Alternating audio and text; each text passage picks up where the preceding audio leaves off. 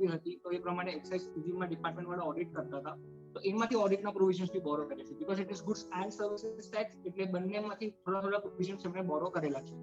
તો સૌથી પહેલા જે આપણે ડિફરન્સ સમજવાની જે જરૂરત છે અસેસમેન્ટમાં એ છે કે આમાં વેટની જેમ દરેક અસેસીનું દરેક યરનું કોઈ અસેસમેન્ટ થવાનું નથી.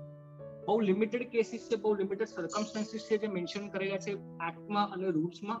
એ જ કેસીસમાં અસેસમેન્ટની એક્શન ડિપાર્ટમેન્ટ ઓફિસર લઈ શકે સિવાય કોઈ અસેસમેન્ટ નથી થતું. એના પછી ઓડિટ થશે, એ ઓડિટના પ્રોવિઝન્સ આપણે ઓડિટ આવતી વખતે આપણે ડિસ્કસ કરીશું. સૌથી પહેલા આપણે જોઈએ અસેસમેન્ટના બેસિક પ્રોવિઝન્સ. તો અસેસમેન્ટની ડેફિનેશન સેક્શન 2 ક્લોઝ 11 માં એક્ટમાં આપેલી છે. Assessment means the determination of tax liability under this act and includes self-assessment, reassessment, provisional assessment, summary assessment and best judgment assessment. એટલે કે આ ડેફિનેશન તમે ધ્યાનથી જોશો તો આમાં મીન્સ એન્ડ ઇન્ક્લુડ્સ લખેલું છે. હવે રૂલ્સ ઓફ સ્ટેચ્યુટરી ઇન્ટરપ્રિટેશન જે છે તો એમાં એવું કહે છે કે જ્યારે મીન્સ એન્ડ ઇન્ક્લુડ્સ ડેફિનેશનમાં હોય ઇટ મીન્સ કે ઇટ ઇઝ એક્ઝોસ્ટિવ ડેફિનેશન.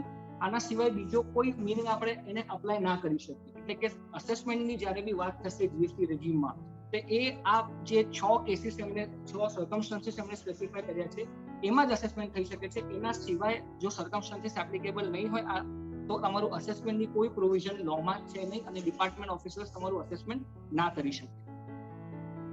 સૌથી પહેલા આપણે જોઈશું સેક્શન 59 સેલ્ફ અસેસમેન્ટ. હવે ઇન્ડિયામાં ઇન્કમ ટેક્સ લઈ લો કે વેટ લઈ લો કે સર્વિસ ટેક્સ હોય, એક્સાઇઝ હોય કે આ જીએસટી હોય, બધામાં આપણે જે પ્રિન્સિપલ અડોપ્ટ કર્યો છે એ સેલ્ફ અસેસમેન્ટનો છે. એટલે કે તમારે જે બી ટેક્સ પીરિયડ તમારો હોય મંથલી, ક્વાર્ટરલી, તેમાં ટેક્સ જ્યારે તમારે પે કરવું હોય તો you did not go to the officer every time કે તમે મારું એનાલિસિસ કરો કે મારી કેટલી લાયબિલિટી છે, તમે ડિટરમાઇન કરો અને પછી હું ટેક્સ પે કરું ના. The department, the government has given the onus, shifted the onus to the assessee. એટલે અસેસી જાતે જ એ ડિટરમિન કરશે કે એની લાયબિલિટી શું છે, કાયદા પ્રમાણે એને શું લાગે છે કે એની જવાબદારી કેટલી બને છે ટેક્સની, અને એ ટેક્સ એને દર મહિને કે દર ક્વાર્ટર જે બી એને એપ્લિકેબલ હોય એ પ્રમાણે ટેક્સ પે કરવાનું હોય છે. તો section 59 is a very small section, એક જ લાઇનનો સેક્શન છે. It is the shortest section in the whole of GST law. કે every registered person shall self-assess the taxes payable under this act and furnish a return for each tax period as specified under section 39. એટલે કે જેટલા બી registered persons છે એને આ section applicable થાય છે. હવે એના માટે આપણે ડેફિનેશન જોવી જરૂરી છે. સેક્શન 2 ક્લોઝ 94 માં રજિસ્ટર્ડ પર્સનને ડિફાઇન કરેલો છે. હવે અહીંયા જીએસટી લોમાં રજિસ્ટર્ડ પર્સનની વ્યાખ્યા અલગ છે અને ટેક્સેબલ પર્સનની વ્યાખ્યા અલગ છે. રજિસ્ટર્ડ પર્સન એટલે કે એ વ્યક્તિ કે જે પ્રોવિઝન્સમાં રજિસ્ટર્ડ છે, જેને રજિસ્ટ્રેશન લીધેલો છે. એટલે એકવાર તમે માની લો તમારા 20 લાખ કરતા ઓછી બી લિમિટ હોય અને તમે જાતે રજિસ્ટ્રેશન લઈ લીધું તો તમને બધા પ્રોવિઝન્સ અપ્લાય થઈ જશે અને તમારી જીએસટી ભરવાની જવાબદારી બી આવી જશે. એની સામે 2107 માં ટેક્સેબલ પર્સનની ડેફિનેશન છે. ટેક્સેબલ પર્સન એટલે કે એવી વ્યક્તિ કે જે લો પ્રમાણે કાં તો રજિસ્ટર્ડ છે કાં તો લાયબલ ટુ ગેટ રજિસ્ટર્ડ છે. એટલે કે તમે માની લો 20 લાખ કરતા વધારે બી તમે ટર્નઓવર કરતા હો અને તમે ના બી લીધું હોય registration, but as per law you are required to get registration under section 22. તો એવી વ્યક્તિને બી ટેક્સેબલ પર્સન કહેવામાં આવ્યું છે. અને જીએસટી જે સેક્શન 7 સ્કોપ ઓફ સપ્લાય છે, સેક્શન 9 જે વિચ ટોક્સ અબાઉટ ધ લેવી ઓફ જીએસટી, it says કે જે જીએસટી ની જવાબદારી છે એ ટેક્સેબલ પર્સન ઉપર છે rather than on registered person. એવું નથી કે તમે રજિસ્ટ્રેશન ના લીધું હોય તો તમારી જીએસટી ની જવાબદારી ના. તમે જો ટેક્સેબલ પર્સન હો તો તમારે જીએસટી ભરવાની જવાબદારી આવશે. એટલે કે રજિસ્ટર્ડ પર્સન અને ટેક્સેબલ પર્સન બે અલગ અલગ ડેફિનેશન મૂકવામાં આવી છે જીએસટી લોમાં. એન્ડ દરેક સેક્શનમાં તમે જોશો તો ક્યાંક એમણે રજિસ્ટર્ડ પર્સન યુઝ કર્યું છે અને ક્યાંક એમણે ટેક્સેબલ પર્સન યુઝ કર્યું છે. તો it is very important to understand the difference between this two અને ક્યાં શું અપ્લાય થશે અને કોને એ પ્રોવિઝન અપ્લાય થશે એ જાણવું ખૂબ જ અગત્યનું છે. એવી જ રીતના સેક્શન 2 ક્લોઝ 97 માં રિટર્નને બી ડિફાઇન કરેલું છે અને એની સામે 2117 માં વેલિડ રિટર્નને ડિફાઇન કર્યું છે. હવે આ બે વચ્ચે બી ડિફરન્સ છે. રિટર્ન એક અલગ છે. રિટર્ન એટલે કે જે તમને લો પ્રમાણે પ્રિસ્ક્રાઇબ હોય કે મંથલી કે ક્વાર્ટરલી તમારે 3B 4 જે બી ભરવાનું હોય એ, અને એની સામે એક વેલિડ રિટર્નની ડેફિનેશન અમને આપી છે. વેલિડ રિટર્ન એટલે કે એવો રિટર્ન સેક્શન 39 માં એટલે કે જીએસટીઆર 3B કે જીએસટીઆર 4, 5, 6 કે જેમાં self assess tax has been paid in full. એટલે કે જે તમારી જવાબદારી સેલ્ફ અસેસમેન્ટ ટેક્સની આવે છે એ તમે પૂરેપૂરી ચૂકવી દો તો જ એ વેલિડ રિટર્ન કહેવાય એવું લોમાં લખેલું છે. હવે why is there a difference between a return and a valid return? તો આના પરથી એવું કહી શકાય કે ભાઈ લો જ્યારે ડ્રાફ્ટ કર્યો હતો લેજિસ્લેટરે તો એમણે એ સિચ્યુએશન વિચારેલી કે તમે તમારી ટેક્સની જવાબદારી પૂરેપૂરી પે ના કરો છતાંય તમને રિટર્ન ફાઇલ કરવા દેશે પોર્ટલ. પણ અત્યારે જે જીએસટી પોર્ટલ આપણે જોઈ રહ્યા છે it is not functioning like that. એ શું કરે છે કે જો તમારે કોઈ લાયબિલિટી કેશમાં પે કરવાની આવતી હોય કોઈ પર્ટિક્યુલર મંથમાં અને તમે એ ટેક્સ પૂરેપૂરું પે ના કરો, તે તમને નેક્સ્ટ મંથનું રિટર્ન ફાઇલ કરવા જ નથી દેતું. એવું લોમાં કશે મેન્શન નથી. અને આ જ વસ્તુના લીધે સેક્શન 50 જે ઇન્ટરેસ્ટનો પ્રોવિઝન હતો એમાં જે ડિસ્પ્યુટ ઉભો થયો હતો કે ગ્રોસ પર લાયબિલિટી પે કરવી જોઈએ કે નેટ પર લાયબિલિટી પે કરવી જોઈએ. તો એની જે રેલેવન્ટ જીએસટી કાઉન્સિલની મીટિંગ હતી એના એજન્ડામાં અને મિનિટ્સમાં તમે વાંચશો તો એમને આ વસ્તુ જાતે એક્નોલેજ કરી છે કે હા કભી કાયદામાં વેલિડ રિટર્નનો ડેફિનેશન અલગ છે અને રિટર્નનો ડેફિનેશન અલગ છે. એટલે કે લો કોઈ વ્યક્તિને રોકતી નથી કે તમે પાર્શિયલ લાયબિલિટી પે કરીને તમે રિટર્ન ફાઇલ કરી શકો. હા, એ વેલિડ નહીં ગણાય. અને વેલિડ નહીં ગણાય ઇટ મીન્સ કે જે સેક્શન 42, 43 જેમાં જીએસટીઆર 2, જીએસટીઆર 3 એ બધું હતું તો એ મેચિંગ નહીં થાય. જ્યાં સુધી તમારો રિટર્ન વેલિડ નહીં હોય, તમે લાયબિલિટી પૂરેપૂરી પે નહીં કરી હોય, ત્યાં સુધી તમારો મેચિંગ નહીં થાય રિટર્નનો અને સામેવાળાને આઈટીસી નહીં મળે એઝ પર સેક્શન 16(2). તો એ એમનો ઇન્ટેન્શન હતો ડ્રાફ્ટ કરતી વખતે. પણ અત્યારે જે પોર્ટલ ફંક્શન કરી રહ્યો છે એ રીતના કરે છે કે તમને એ આગળના મંથનું રિટર્ન ફાઇલ કરવા જ નહીં દે જ્યાં સુધી તમે પાછળનું રિટર્ન ફાઇલ નહીં કર્યું હોય. તો એ કયા સેક્શન પરથી એમને બોરો કર્યો છે? તો it is section 49 subsection 8. Section 49 શું કહે છે કે જ્યારે બી માણસની ટેક્સ ભરવાની જવાબદારી હોય તો એ કઈ હાયરાર્કીમાં એટલે કયા ઓર્ડરમાં એને પે કરવાનું હોય. તો એ કહે છે કે સૌથી પહેલા તમારે પ્રીવિયસ ટેક્સ પીરિયડ્સના રિટર્નની જવાબદારી પે કરવાની હોય.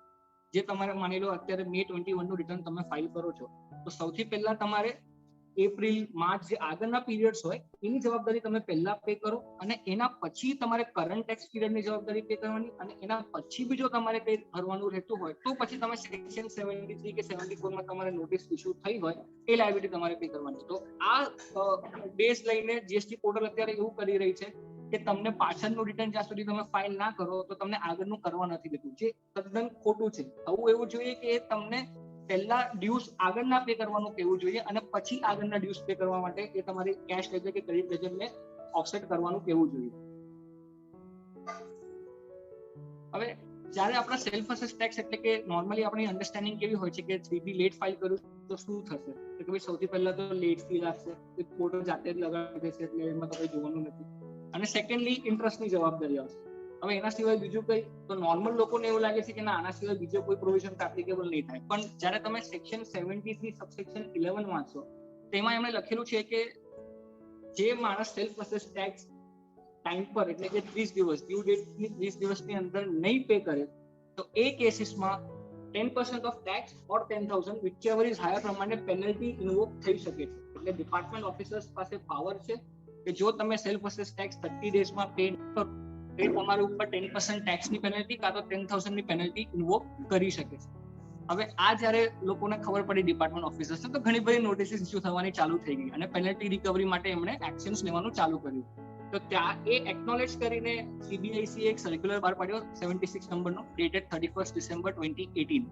એ સર્ક્યુલરમાં સીબીઆઈસીએ એવું કહ્યું કે ભાઈ 3B ના કેસમાં તો માણસ જ્યારે રિટર્ન લેટ ફાઇલ કરે છે તો ઓલરેડી એ લેટ ફી બી ભરે છે અને વ્યાજ બી ભરે છે, તો ઓલરેડી એ ગવર્મેન્ટને કમ્પેન્સેટ કરી જ રહ્યો છે. તો in that case the penalty should not be invoke under section 73. અને તમને જો એવું લાગતું હોય કે એને નોન કમ્પ્લાયન્સ કરેલો છે તે નોન કમ્પ્લાયન્સ માટે તમે એને રેસિડ્યુઅલ પેનલ્ટી એટલે કે સેક્શન 125 ની જે પેનલ્ટી છે 25,000 ટોટલ 50,000 ની એ તમે ઇન્વોક કરી શકો છો. હવે આ સર્ક્યુલરનો બેનિફિટ તમે ક્લેમ કરવા ઈચ્છતા હો તો એક વેરી ઇમ્પોર્ટન્ટ પોઈન્ટ જે જાણવાનું છે એ છે કે એમણે એવું મેન્શન કર્યું છે કે where the tax along with applicable interest has been paid duly. હવે આપણામાંથી કેટલા લોકો ઇન્ટરેસ્ટ જોડે ટેક્સ પે કરીએ છીએ એટલે કે 3B વખતે તમે ઇન્ટરેસ્ટની જવાબદારી તમે જાતે ડિસ્ક્લોઝ કરતા હો એવા કેટલા લોકો છે? આઈ ડોન્ટ થિંક સો કે કોઈ એવું કરતું હશે. બધાને એવું છે કે ભાઈ ઇન્ટરેસ્ટ તો જ્યારે આવશે ત્યારે જોઈ લઈશું કારણ કે વધવાનું તો છે નહીં, તમે ટેક્સ ભરી દીધો છે એટલે સ્ટોપ થઈ જશે. નોર્મલી આપણે ઇન્ટરેસ્ટ પે નથી કરતા.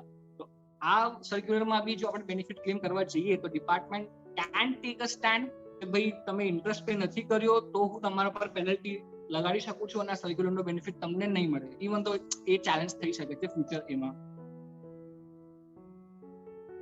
હવે સેક્શન 75 સબસેક્શન 11 જ્યારે આપણે જોઈએ તો એમાં એમને એવું મેન્શન કર્યું છે કે જ્યારે કોઈ સેલ્ફ અસેસ ટેક્સ પે નહીં કર્યો હોય એટલે ઇટ રિમેન્સ અનપેડ, તો ઇન ધેટ કેસ 73 કે 74 ની નોટિસ ઇસ્યુ કરવાની કોઈ જરૂરત નથી અને ડાયરેક્ટલી સેક્શન 79 માં રિકવરી ઇનિશિયેટ કરી શકે છે ડિપાર્ટમેન્ટ.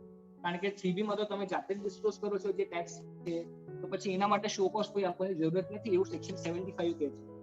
હવે આ કેસમાં એક કબીર રિયાલિટી પ્રાઇવેટ લિમિટેડનો કેસ લો છે. એમાં મધ્યપ્રદેશ હાઈકોર્ટે એવું રૂલ કર્યું કે અસેસી શું કરતો હતો એ કેસમાં કે GSTR 1 ફાઇલ કર્યા કરે ટાઈમ પર અને 3B ભરે જ ના, તો પછી ડિપાર્ટમેન્ટે GSTR 1 પ્રમાણે એની લાયબિલિટી નક્કી કરીને એને રિકવરી એક્શન ઇનિશિયેટ કરી.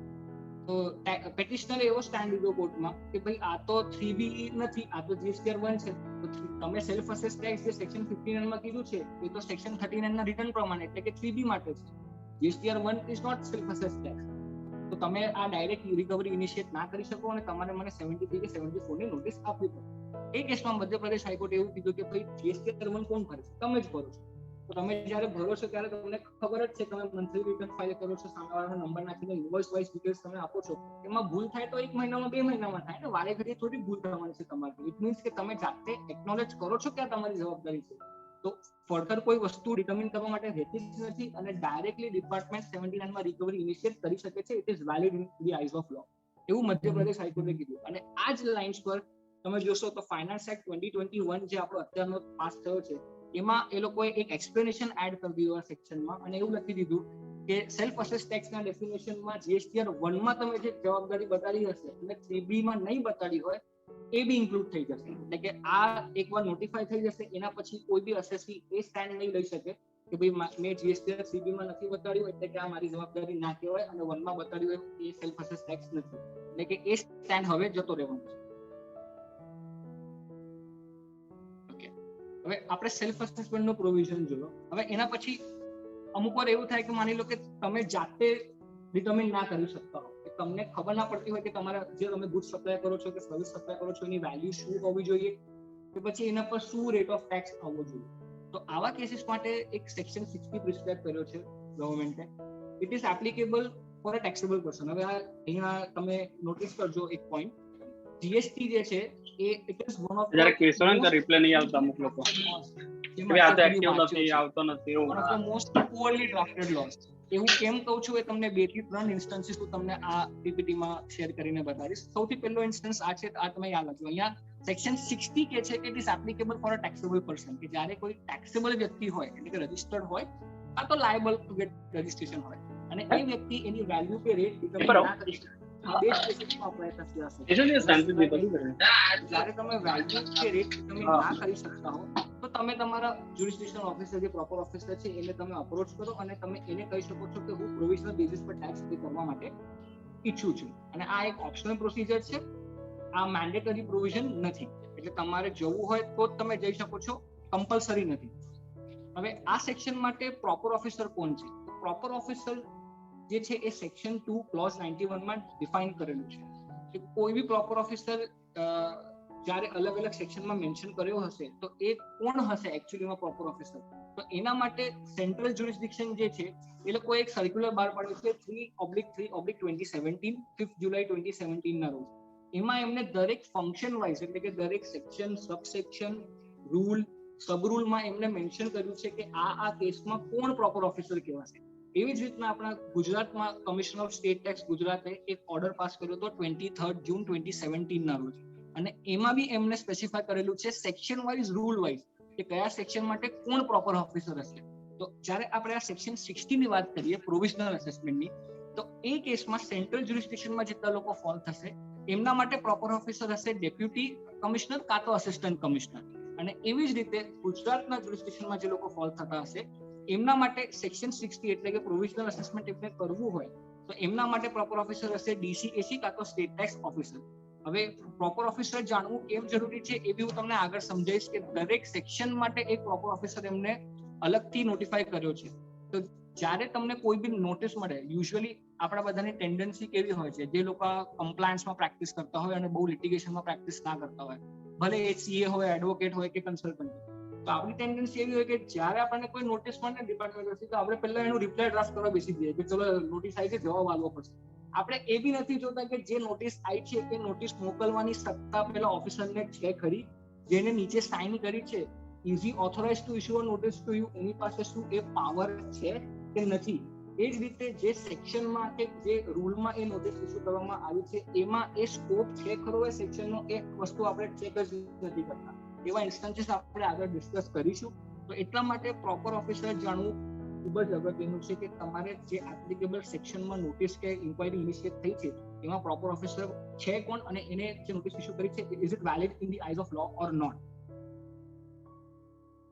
હવે પ્રોવિઝનલ અસેસમેન્ટ નો જે આખો પ્રોસિજર છે ને એ rather than going by section subsection rule subrule મેં એને ડાયાગ્રામેટિકલી એક્સપ્લેન કરી દીધો છે અને હું એ તમને બ્રીફમાં એકવાર સમજાવી દઈશ કે જેને બી આ પ્રોવિઝનલ અસેસમેન્ટ ઓપ્ટ કરવો હોય એ કેવી રીતે કરી શકે છે. તો સૌથી પહેલા જે હવે અહીંયા અમે જે તમને વાત કરી કે બહુ પુઅરલી ડ્રાફ્ટેડ લો છે, તો તમે જ્યારે રૂલ્સ વાંચશો ને પ્રોવિઝનલ અસેસમેન્ટમાં તો ત્યાં એવું લખેલું છે કે જે એપ્લિકેશન કરવી હોય પ્રોવિઝનલ અસેસમેન્ટ માટે એ રજિસ્ટર્ડ પર્સનને કરવાની. આગળ આપણે સેક્શનમાં શું જોયું કે it applies to a taxable person અને અહીંયા રૂલમાં એમને લખ્યું છે કે it applies to a registered person. એટલે કે બંનેની ડેફિનેશન અલગ છે લોમાં. જે વ્યક્તિ રજિસ્ટર્ડ ના હોય એ બી ઓપ્ટ કરી શકે છે આ પ્રોસિજર, એવો કાયદો કે છે. પણ જે રૂલ બનાવવામાં આવ્યો છે ઓફિસર્સ દ્વારા એક્ઝિક્યુટિવ દ્વારા એ રૂલમાં એવું લખ્યું છે કે it is applicable only for registered person. Obviously the act would prevail અને ટેક્સેબલ પર્સન બી આ કેસમાં અપ્લાય કરી શકે છે ઇન માય ઓપિનિયન. તો સૌથી પહેલા જ્યારે બી એને અપ્લાય કરવું હોય પ્રોવિઝનલ અસેસમેન્ટ માટે તો ASMT 01 કરીને ફોર્મ છે, એ ફોર્મમાં એમણે એપ્લિકેશન ઇલેક્ટ્રોનિકલી એટલે કે GST પોર્ટલ પર કરવાની રહેશે. જેવી તમે એપ્લિકેશન કરશો ને તો પ્રોપર ઓફિસર તમારો જે હશે એ એડિશનલ ડોક્યુમેન્ટ્સ તમારી પાસે માંગી શકે છે ASMT 02 માં. તમારો એને પ્રોવિઝનલી અસેસ કરવું છે તો જે બી એને ડોક્યુમેન્ટ્સ લાગે, ઇનવોઇસ હોય કે તમારો કોન્ટ્રાક્ટ નોટ્સ હોય, XYZ કોઈ બી વસ્તુ એ તમારી પાસે માંગી શકે છે for the purpose of provisionally assessing you. એ નોટિસનો જવાબ તમારે 15 દિવસની અંદર ASMT 03 માં ઓફિસરને તમારે આપવાનો હોય. એને જે બી ઇન્ફોર્મેશન માંગી હોય, જે બી ડોક્યુમેન્ટ્સ માંગ્યા હોય આપણે ASMT 03 માં એને પ્રોવાઈડ કરવાનો હોય within a time period of 15 days. હવે એકવાર જો તમે આપી દો તો એ પ્રોવિઝનલ ઓર્ડર પાસ કરશે 90 ડેઝની અંદર. ASMT 04 માં ઓફિસર જે ઓર્ડર પાસ કરશે એ પ્રોવિઝનલ બેઝ પર તમને કહેશે કે આટલી અત્યારે તમે લાયબિલિટી પે કરી દો મારા મુજબ. અને એ શું કરશે કે એને જે ડિફરન્સ લાગશે કે ભાઈ માની લો પ્રોવિઝનલી એને 1 લાખ ડિટરમાઇન કર્યા હોય અને એને એવું લાગતું હોય કે કદાચ ફાઇનલ 2 લાખ સુધી આવી શકે છે, એ જે ગેપ છે એ ગેપ માટે તમારી પાસે બોન્ડ લઈ શકે છે અને એ બોન્ડમાં મેક્સિમમ 25% સુધી તમારી પાસે સિક્યોરિટી બી લઈ શકે છે in the form of a bank guarantee. હવે ASMT 04 જ્યારે તમને આપશે તો એની સામે તમારે ASMT 05 માં પ્રિસ્ક્રાઇબ બોન્ડનો ફોર્મેટ છે જે તમારે પ્રેસિડેન્ટ ઓફ ઇન્ડિયાને આપવાનો હોય. એ બોન્ડ તમારે એક્ઝિક્યુટ કરવાનો, એની સાથે સાથે તમારે જે બેંક ગેરંટીની અમાઉન્ટ એને મેન્શન કરી હોય એઝ અ સિક્યોરિટી એ બી તમારે એને પ્રોવાઈડ કરવાની અને આ હાર્ડ કોપીમાં પ્રોવાઈડ કરવાની હશે. જો તમે આ બોન્ડ એક્ઝિક્યુટ નહીં કરો તો એ પ્રોવિઝનલ ઓર્ડર જે છે it would be treated as null and void, એટલે કે એ માન્ય જ નહીં ગણાય અને તમારે જે તે એપ્લિકેબલ સેલ્ફ અસેસ ટેક્સ હોય એ પે કરવાનું રહેશે. હવે એકવાર તમારું આ પ્રોવિઝનલ બેસિસ પર તમે ટેક્સ પે કરી દીધો તો પછી તમારો પ્રોપર ઓફિસર શું કરશે કે બીજા એડિશનલ કોઈ રેકોર્ડ્સ કે ડોક્યુમેન્ટ્સ એને જોઈતા હોય, કોઈ ઇન્ફોર્મેશન એને જોઈતી હોય તો એ ASMT 06 કરીને ફોર્મ છે એમાં તમારી પાસે એડિશનલ વિગતો માંગશે તમારું ફાઇનલ અસેસમેન્ટ. હવે આ પ્રોસિજર સામે તમને થોડી કદાચ યાદ આવતી હશે કે વેટ રેઝિમની કે ભાઈ આ આવી રીતનું અસેસમેન્ટ થાય છે. હવે આ પ્રોવિઝનલ એકવાર તમારું થાય એના પછી એને 6 મંથ્સનો ટાઈમ પીરિયડ હોય, એટલે કે જે 90 ડેઝ પહેલા એને આપ્યા પ્રોવિઝનલ માટે એના પછી બીજા 6 મહિના એને મળશે ત્યારે એ તમારું ફાઇનલ અસેસમેન્ટ કરશે.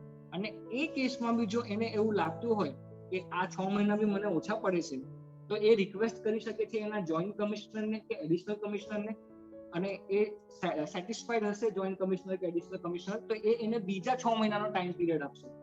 અને જ્યારે એને હજી વધારે ટાઈમ પીરિયડ જોઈએ તો એ કમિશનર પાસે ડાયરેક્ટ જઈ શકે છે અને કમિશનર એને 4 વર્ષ સુધીનો ટાઈમ આપી શકે છે તમારો ફાઇનલ અસેસમેન્ટ કરવા માટે.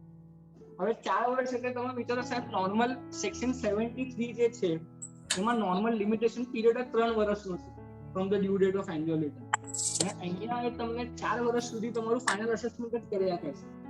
તો આ આટલી મોટી ટાઈમ લિમિટ કેમ આપવામાં આવી છે આઈ ડોન્ટ અન્ડરસ્ટેન્ડ. અને એ ASMT 07 ફોર્મમાં તમને ફાઇનલી ઓર્ડર અસેસમેન્ટનો આપી શકે છે અને એકવાર તમને ફાઇનલ અસેસમેન્ટ ઓર્ડર મળી જાય તો એ પ્રમાણે તમારે ટેક્સ લાયબિલિટી પે કરવાની હોય અને એના પછી તમે ASMT 08 માં તમે જે સિક્યોરિટી એને આપી હતી આગળ બેંક ગેરંટીના ફોર્મમાં એના વિથડ્રોલ માટે તમે અપ્લાય કરી શકો કે ભાઈ બેંક ગેરંટી હવે કોઈ કામની નથી, નીચે મૂકવા માટે તમે એ બેંક ગેરંટી મને પાછી રિલીઝ કરી આપો.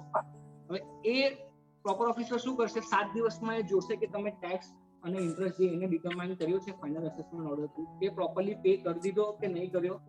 અને જો તમે એ પ્રોપરલી પે કરી દીધો હશે તો ASMT 09 માં એ તમારી સિક્યોરિટીને રિલીઝ કરી દેશે અને જો તમે પે નહીં કર્યું હોય તો એ તમારી સિક્યોરિટીને એન્કેશ કરી દેશે. હવે પ્રોવિઝનલ અસેસમેન્ટ અને ફાઇનલ અસેસમેન્ટની વચ્ચે કાં તો બે ઓપ્શન એટલે બે તમારે પોસિબિલિટીઝ થાય. કાં તો તમારી ફાઇનલ લાયબિલિટી ઓછી આવશે, જો ઓછી આવશે તો તમને રિફંડ મળશે. એ ફિક્ટિશિયસ એટલે કે એ તો એવું છે કે ઓલ કેરેક્ટર્સ આર ફિક્ટિશિયસ એ રીતના એ તો છે. કદાચ એ તો આઈ ડોન્ટ થિંક સો કે કોઈ કેસમાં અપ્લાય થશે કે ફાઇનલ અસેસમેન્ટમાં લાયબિલિટી ઓછી હોય અને તમને વ્યાજ મળે રિફંડ પર. 99% કેસીસમાં એ થવાનું છે કે તમારી ફાઇનલ લાયબિલિટી વધારે હશે અને એ કેસમાં તમારે જે તમારી રિટર્નની ઓરિજિનલ ડ્યુ ડેટ હોય ને ત્યારથી લઈને એક્ચ્યુઅલ ડેટ ઓફ પેમેન્ટ સુધી 50 સબસેક્શન 1 પ્રમાણે વ્યાજ ભરવાનું.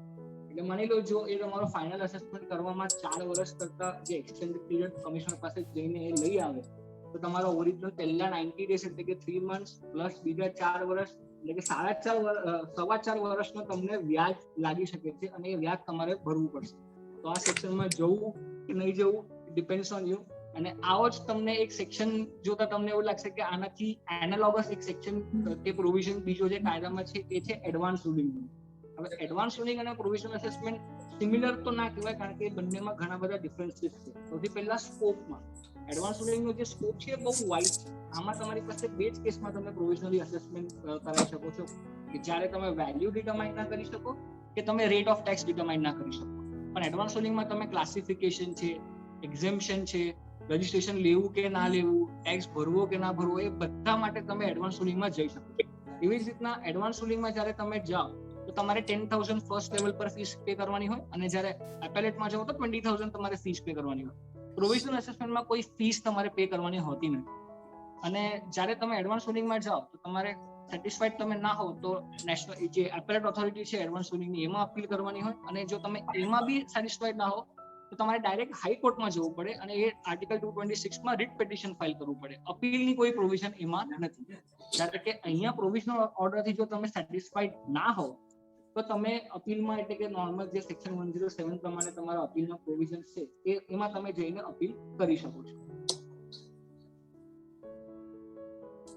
હવે આ બધી વાત થી કે અસેસમેન્ટ તમે જાતે કરો 59 માં, તમારાથી ના થાય તો તમે પ્રોવિઝનલ અસેસમેન્ટ કરો સેક્શન 60 માં. હવે આપણે નેક્સ્ટ સ્ટેજ પર જઈએ કે એકવાર આ બધું થઈ જાય તો પ્રોપર ઓફિસરને તમારા જો રિટર્ન્સને સ્ક્રુટિનાઇઝ કરવું હોય તો એના માટે એની પાસે શું પાવર છે. સેક્શન 61 વાત કરે છે કે કોઈ બી પ્રોપર ઓફિસર તમારા રિટર્ન અને રિલેટેડ પર્ટિક્યુલર્સ જે તમે ફર્નિશ કર્યા હોય એટલે કે રજિસ્ટર્ડ પર્સન, અહીંયા બી ટેક્સેબલ પર્સનની વાત નથી થતી, રજિસ્ટર્ડ પર્સનની વાત થાય છે કારણ કે રિટર્ન્સ તો રજિસ્ટર્ડ પર્સન જ ભરશે, ટેક્સેબલ પર્સન નથી ભરવાનો. તો જ્યારે કોઈ રજિસ્ટર્ડ પર્સને રિટર્ન ફાઇલ કર્યા હોય તો એના રિટર્ન અને રિલેટેડ પર્ટિક્યુલર્સની કરેક્ટનેસ વેરીફાઈ કરવા માટે પ્રોપર ઓફિસર સેક્શન 61 માં તમને એક નોટિસ ઇસ્યુ કરી શકે છે અને તમારી પાસે એક્સપ્લેનેશન માંગી શકે છે. એ નોટિસ છે ફોર્મ ASMP 10 જે આપણા બધાને ઘણી આવી હશે સ્ટાર્ટિંગમાં. આઈ થિંક 2018 થી સ્ટાર્ટ થઈ ગઈ હતી જેમાં એ લોકો સ્ટાર્ટિંગમાં 3B વર્સિસ 1 નું કમ્પેરિઝન કરીને તમને નોટિસ ઇસ્યુ કરતા હતા અને અત્યારે રિસેન્ટલી જે આવી રહી છે 3B વર્સિસ 2A ની આવી રહી છે. તો આ એ જે પાવર એમને છે એ સેક્શન 61 થી એમને મળે છે. તો આ સેક્શન 61 માટે બી પ્રોપર ઓફિસર કોણ છે? તો જ્યારે તમે સેન્ટ્રલ જ્યુરિસ્ડિક્શનમાં ફોલ થતા હો તો ત્યાં સુપ્રિન્ટેન્ડન્ટને પાવર આપવામાં આવે છે. જ્યારે બી તમને ASMP સેન્ટ્રલ થી આવે તો તમારે જોવાનું કે નીચે એટલીસ્ટ સુપ્રિન્ટેન્ડન્ટ તો હોવો જ જોઈએ. એનાથી ઉપરનો ઓફિસર હોઈ શકે છે પણ સુપ્રિન્ટેન્ડન્ટ થી નીચે એટલે કે ઇન્સ્પેક્ટર લેવલનો વ્યક્તિ તમને સેક્શન 61 માં એટલે કે ASMP 10 માં નોટિસ ના આપી શકે. એ જ રીતે અહીંયા ગુજરાત સ્ટેટમાં તમે જોશો તો અસિસ્ટન્ટ કમિશનર અને સ્ટેટ ટેક્સ ઓફિસરને પાવર આપવામાં આવે છે એટલે કે એની નીચે એટલે કે ઇન્સ્પેક્ટર લેવલનો વ્યક્તિ તમને ASMP 10 ના ઇસ્યુ કરી શકે. હવે આ હું પ્રોપર ઓફિસર પર વધારે એમ્ફાસિસ કેમ આપું છું કારણ કે આ GST લોમાં સેક્શન 160 કરીને એક પ્રોવિઝન છે એમાં એ લોકોએ સ્પેસિફિકલી એવું લખી દીધું છે કે જ્યારે કોઈ નોટિસ કે કમ્યુનિકેશન કે ઓર્ડર તમને આપવામાં આવે અને જો એના પર રજિસ્ટર્ડ પર્સને કે ટેક્સેબલ પર્સને એક્શન લઈ લીધી અને એની સર્વિસને કે એની વેલિડિટીને ઇનિશિયલ લેવલ પર પ્રોસિડિંગમાં ચેલેન્જ ના કર્યું તો એ આગળ જઈને એને ચેલેન્જ નહીં કરી શકે. હવે આ પ્રોવિઝનને લીધે તમને એવું થાય કે કદાચ અત્યારે તમે એવું વિચારો કે આપણે કમ્પ્લાય કરી દઈએ પછી આગળ કઈ નેગેટિવ આવશે તો આપણે અપીલમાં લડી દઈશું પણ આગળ જઈને આ ડિપાર્ટમેન્ટ તમને એવું કહી શકે કે ભાઈ તમે બીકોઝ તમે કમ્પ્લાય કરી દીધું છે એ પ્રોવિઝનથી એ સર્વિસ તમારે ચેલેન્જ કરવી હતી તો તમારે ઇનિશિયલ લેવલ પર કરી દેવી હતી. હવે બીકોઝ ઓફ સેક્શન 160 તમે આને ચેલેન્જ ના કરી શકો and it will B deemed કે નોટિસ વેલિડ હશે અને પ્રોપરલી સર્વ ગણાશે. એટલે કે ઇટ ઇઝ વેરી ઇમ્પોર્ટન્ટ કે તમે પ્રોપર ઓફિસર કોણ છે એ જાણો અને એ સમજો તમારા કેસમાં. હવે સેક્શન 61 જે વાત કરે છે એ રિટર્ન સ્ક્રુટિનાઇઝ કરવાની વાત કરે છે. તો રિટર્ન એટલે કે કયો રિટર્ન? મેં અમુક એક્ઝામ્પલ્સ આપ્યા છે કે કોને રિટર્ન કહેવાય. હવે જીએસટીઆર 3B જે છે એ રિટર્ન છે સેક્શન 39 માં. જીએસટીઆર 4 છે કમ્પોઝિશન ટેક્સેબલ પર્સન માટે, એ બી રિટર્ન છે. જીએસટીઆર 9 એન્યુઅલ રિટર્ન એ બી છે. જીએસટીઆર 10 સેક્શન 45 પ્રમાણે એ બી રિટર્ન છે, ફાઇનલ રિટર્ન. હવે જીએસટીઆર 1 રિટર્ન છે કે નહીં? જીએસટીઆર 1 જે છે એ સેક્શન 37 માં ખાલી તમારા આઉટવર્ડ સપ્લાયસ નો એક સ્ટેટમેન્ટ છે. એવી જ રીતે સીએમપી 08 જે છે એ બી ફક્ત એક સ્ટેટમેન્ટ છે કે તમારો કમ્પોઝિશન અંદર કેટલા છે ખબર પડે. તમે નોટિસ કર્યું હોય તો સીએમપી 08 જ્યારે તમે લેટ ફાઇલ કરો છો તો કોઈ લેટ ફી નથી લાગતી. આમળો ને નોટ અ રિટર્ન. અને સેક્શન 47 જે લેટ ફીસ ની વાત કરે છે એમાં સ્પેસિફિક તમને લખેલું છે કે કયા સેક્શનના રિટર્ન માટે અને સેક્શન 37 અને 38 એટલે કે જીએસટી 1 ને 2 માટે જ લેટ ફી લાગશે, એના સિવાય કોઈ લેટ ફી નહીં લાગે. એટલે જ અત્યારે સીએમપી 08 માં કોઈ લેટ ફી આપણે નથી લાગતી, because it is not a return as per law. તો શું એક ઓફિસર તમને જીએસટીઆર 1 વર્સિસ ઈ-વે બિલની નોટિસ આપી શકે ડિસ્ક્રિપન્સી? ના. કેમ? બીકોઝ જીએસટીઆર 1 રિટર્ન નથી તમારા કેસમાં. એટલે સૌથી પહેલા કોઈ એક રિટર્ન એને આઈડેન્ટિફાય કરવો પડે અને એ રિટર્નના રિલેટેડ પર્ટિક્યુલર્સની જે તમને નોટિસ આપી શકે ડિસ્ક્રિપન્સી. હવે અત્યારે જે નોટિસ ઇશ્યુ થાય છે જીએસટીઆર 3B વર્સિસ 2A, તો મારા ઓપિનિયનમાં જીએસટીઆર 2A રિટર્ન તો છે જ નહીં. તો whether it is a related particular to a return, yes, of course it is a related particular, but is it a particular which is furnished by me? No. જ્યારે તમે section વાંચો તો એમાં એવું લખ્યું છે કે રિટર્ન અને એના રિલેટેડ પર્ટિક્યુલર જે રજિસ્ટર્ડ પર્સને જાતે ફર્નિશ કર્યા હોય એની સ્ક્રુટિની થઈ શકે. 2A જે છે એ હું ફર્નિશ નથી કરતો. જે સામેવાળાએ જીએસટીઆર 1 ભર્યો હશે એ પ્રમાણે તો 2A તો ઓટો પોપ્યુલેટ થાય છે.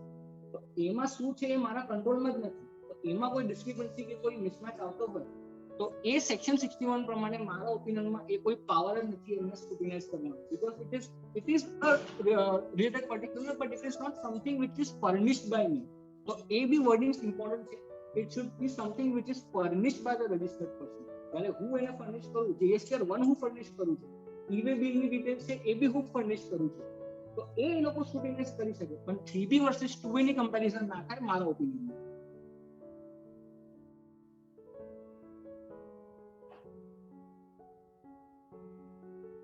હવે સેક્શન 61 માં એમને કરેક્ટનેસ અને ડિસ્ક્રિપન્સી આ બે વર્ડ્સ યુઝ કર્યા છે. તો કરેક્ટનેસ એટલે શું? એક ઓનરેબલ સુપ્રીમ કોર્ટનો એક જજમેન્ટ છે નરેશ ચંદ્રના કેસમાં. એ કેસમાં સુપ્રીમ કોર્ટે એવું કીધું કે કરેક્ટનેસ એટલે correct is something which is legal as well as proper. એટલે કે સેક્શન 61 માં ખાલી તમારા ફેક્ટ્સ અને ફિગર્સની જગ્યાએ એ તમારો જે ક્લેમ હોય લીગલ ક્લેમ એ બી એ લોકો એમાં બી એમને કોઈ ડિસ્ક્રિપન્સી દેખાય કે કોઈ એરર દેખાય, મિસમેચ દેખાય તો એના માટે બી એ લોકો નોટિસ ઇશ્યુ કરી શકે છે. એક્ઝામ્પલ તમને આપું કે તમે રજીસ્ટ્રેશન જ્યારે લીધો હોય એઝ અ ટ્રાન્સપોર્ટર, તો તમે એમને ડિટેલ આપ્યો કે હું ટ્રાન્સપોર્ટ સર્વિસ પ્રોવાઈડ કરું છું રિવર્સ ચાર્જ. એ જ રીતે તમે જીએસટીઆર 1B જ્યારે તમે ફાઇલ કરતા હો તો તમે ટિક બી કરતા હો કે હા ભાઈ સર્વિસીસ મારી રિવર્સ ચાર્જમાં છે, બધા ઇન્વોઇસીસ રિવર્સ ચાર્જમાં છે. તો એ કેસમાં તમે આઈટીસી ના લઈ શકો because it will be treated as an exempt supply.